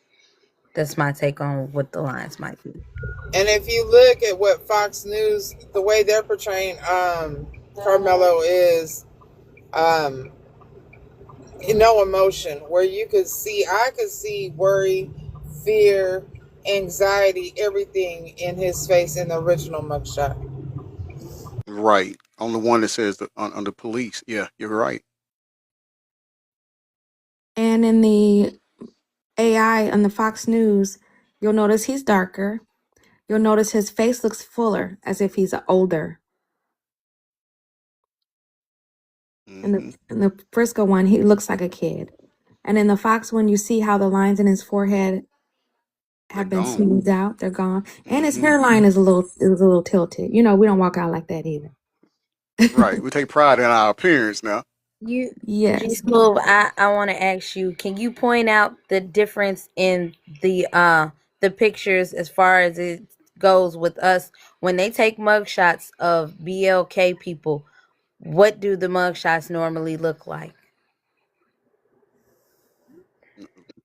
Like we don't care, like we thug, like we And that's got in the wrong exactly what train. and that's exactly what Fox News did to that mugshot that was posted. That's Mm-hmm. exactly, they made him look like he was a hardened criminal, except for instead of the scared young man that he was.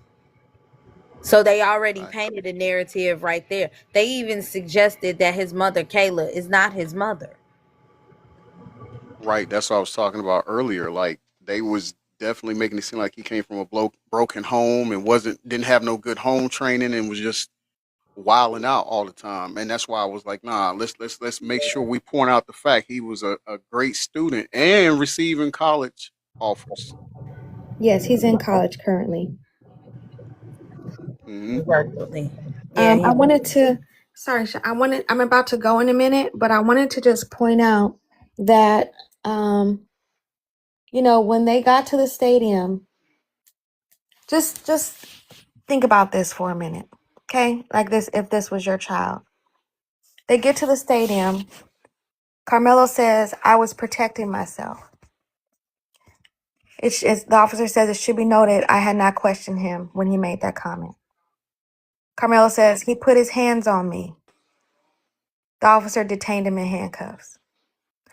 Carmelo said, I'm not alleged. I did it. He put his hands on me. I told him not to. Again, he did not question Carmelo. Carmelo said, is he going to be okay? They never questioned Carmelo. They took him to the station, and I'm about to cry. They take him to the station. It's okay. They put him in jail. I'm just thinking, if this was my son, they put him in jail. They changed his clothes, and not once did they call his parents.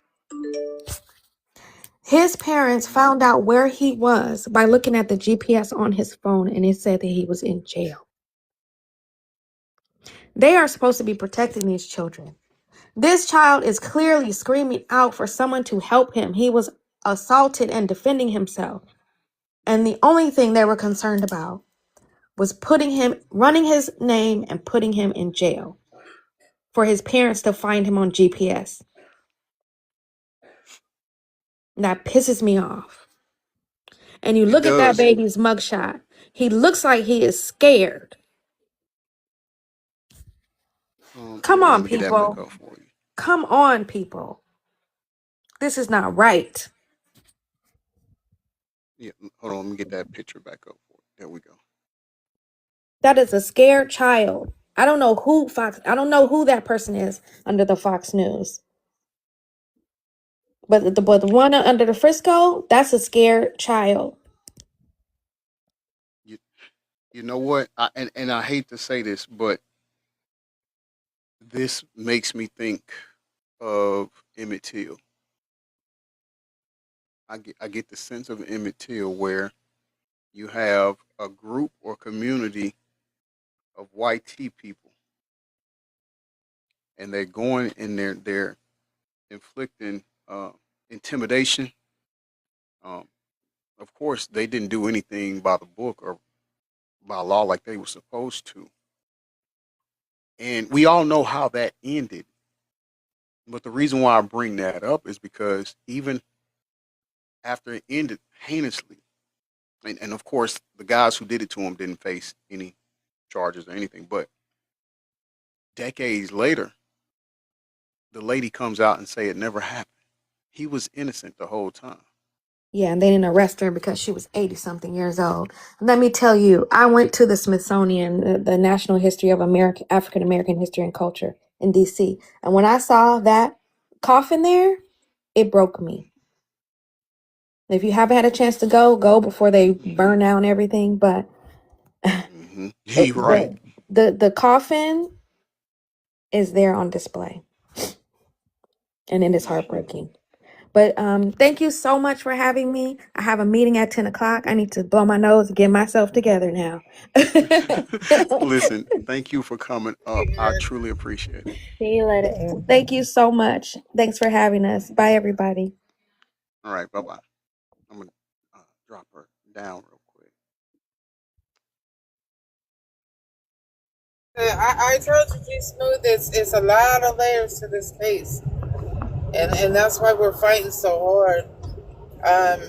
When you want to do a part two, we can go through all the corruption. We've only skimmed the surface today. Truly, we've skimmed the surface. Hey, I'm down for it. Like, this has been informative. This has been what's been needed actually, and I'm just blessed to even be amongst y'all because you guys are the ones. Y'all are the tangible hands and feet that's out there advocating for him. And I really, again, I can't say thank you enough. But anytime that you all are available and you say, "Hey, G Smooth, we can do this. We can do part two." It's an open invitation.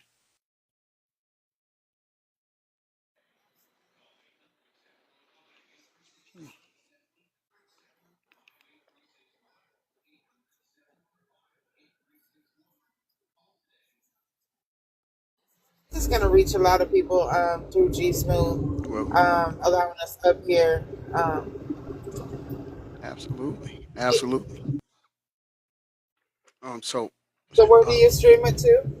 yeah, so it'll be streamed on Rumble, the Rumble app, which you can follow me over there at G Smooth 404. It'll also be um, sent through and streaming on YouTube, and my account on there is G Smooth 404. You'll see a pro wrestler, but that's past life. That's me. You're in the right place. Okay. And then also on my fan page on Facebook, and that is Mr. Breaking News, G Smooth over there. Give me some time. What I do is after the shows, I go and in this one we went kind of linked, so I may have to split it into two parts, two or three parts. But um, give me some time. What I do is go and add some uh, post production graphics to it a little bit, and then I'll try to stream it on there so you all can see it. And others who don't have TikTok but have the other platforms, they can view it as well. This is something that needs to get out. Moderators, you do know that you can also stream it now. I have it set up to where if you're a moderator, you can share the content with your followers or your viewers as well. So let's just do this. Let's just make right now while we're here, let's make a pact that we are going to get this out. We're going to make sure that we stay diligent on this matter because this young man is. Hey, you hear, you got to fight like your life depends on it. Well, this isn't just a saying in his case. His life really is depending on it. And I just think we do our justice on trying to help him the best we can. And we start with making sure the word gets out and we go ahead and what they call catch and kill the narrative that's already been painted. We can't do that. We can't let that slide. Absolutely. Also, Just wanted to go come to up and there. thank They the rest have of you guys that's up here. Because I'm about to drop down. I'm gonna drop out of here. I got my patient flow getting a little hectic. I just wanted to come up and thank everybody for coming in and sharing the information. And I told you, my girl TB, she gonna get you right every time. She did. Look, she got knowledge. Look, we've actually talked on the phone too, man, and I like the energy. Her energy is, man, everything. So I'm So I happy just this wanted to happened. say, y'all have a blessed one. Hey Doc, And I want to thank you because I follow you and I saw you live. That's how I ended up coming over and that night. alive. So it's because of you. Thank you. I You're so listen. welcome. Thank you You so But have a good yes, day, we'll niece. definitely do a part two. For having us.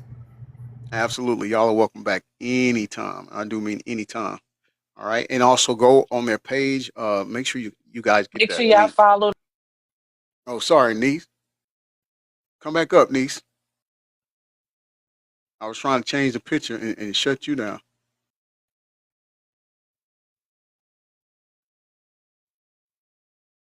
Okay, there she go. My bad. Love Saying you, make mean sure it. everybody it's okay. I was just trying to say everybody make sure y'all follow them. If y'all got any questions, now is the time to ask any questions. Y'all can always DM them and go follow that link, please. Absolutely. Let's make Absolutely. sure we do that. I want to thank all of our team, Constitutional, Chirac, Paulina, Chocolate Mama, Erica, Diamond. Um, there's no debate here, Van White. There's no debate. We're putting out information. Doc Holliday, G Smooth, everybody who's on the team who's not in here, Poison Ivy.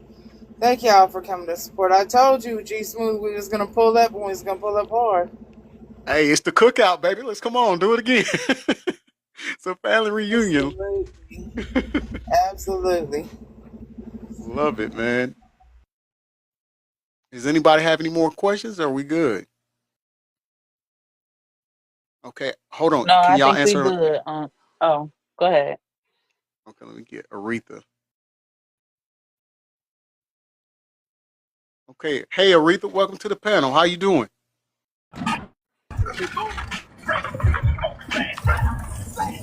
Uh, Aretha, Go- going once, going twice. I don't think they realized they was up here. Okay, I think she living her best life, man. Ain't nothing She wrong was. with She that. was listening to Mystical. I know. Why? Since she living her best. Look, hey, once again, I want to thank my panelists for coming on here. Uh, wow, it's been a great show. It's been very informative. You all, please make sure we stay serious. Make sure we stay diligent on this. Go and follow everybody on the panel. Make sure you go and follow them. Let's unite. Let's make sure we keep this community strong. Let's make sure we continue to fight. Let's make sure we keep them purple hearts. Now I know I might go put the purple hearts next to my name now. But let's do that. Let's represent for him. Let's stand up for him. Y'all know my loyal viewers that come in here. Y'all know what we stand for here. Hashtag I'm gonna say it. So let's live true to that. Let's make sure we are the voice for the voiceless, like we started out to be. Let's make sure we stay that. Okay. TB, Big Tiff. Yes. Anytime you want to come on and do part 2, let me know. We got it. Yes, sir. Thank you so Absolutely. much. If you need anything from us, reach out to me. Thank you so Okay. so much. Okay. Thank you. Thank you all. I appreciate it so much, man. Like y'all don't even know. I'm in my feels right now behind this because what y'all have done is taken a situation that was pitted to be black and white, black against white, and stuff like that. And we still know that, but thing is, we didn't get the facts with it.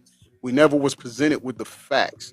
And I can tell you all have done your research, you've done your due diligence, and you are strictly for justice. And we need more of that.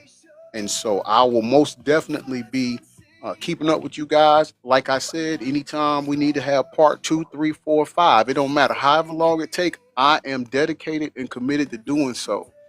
This is more important, and this presides well over any celebrity or political stuff that we cover here.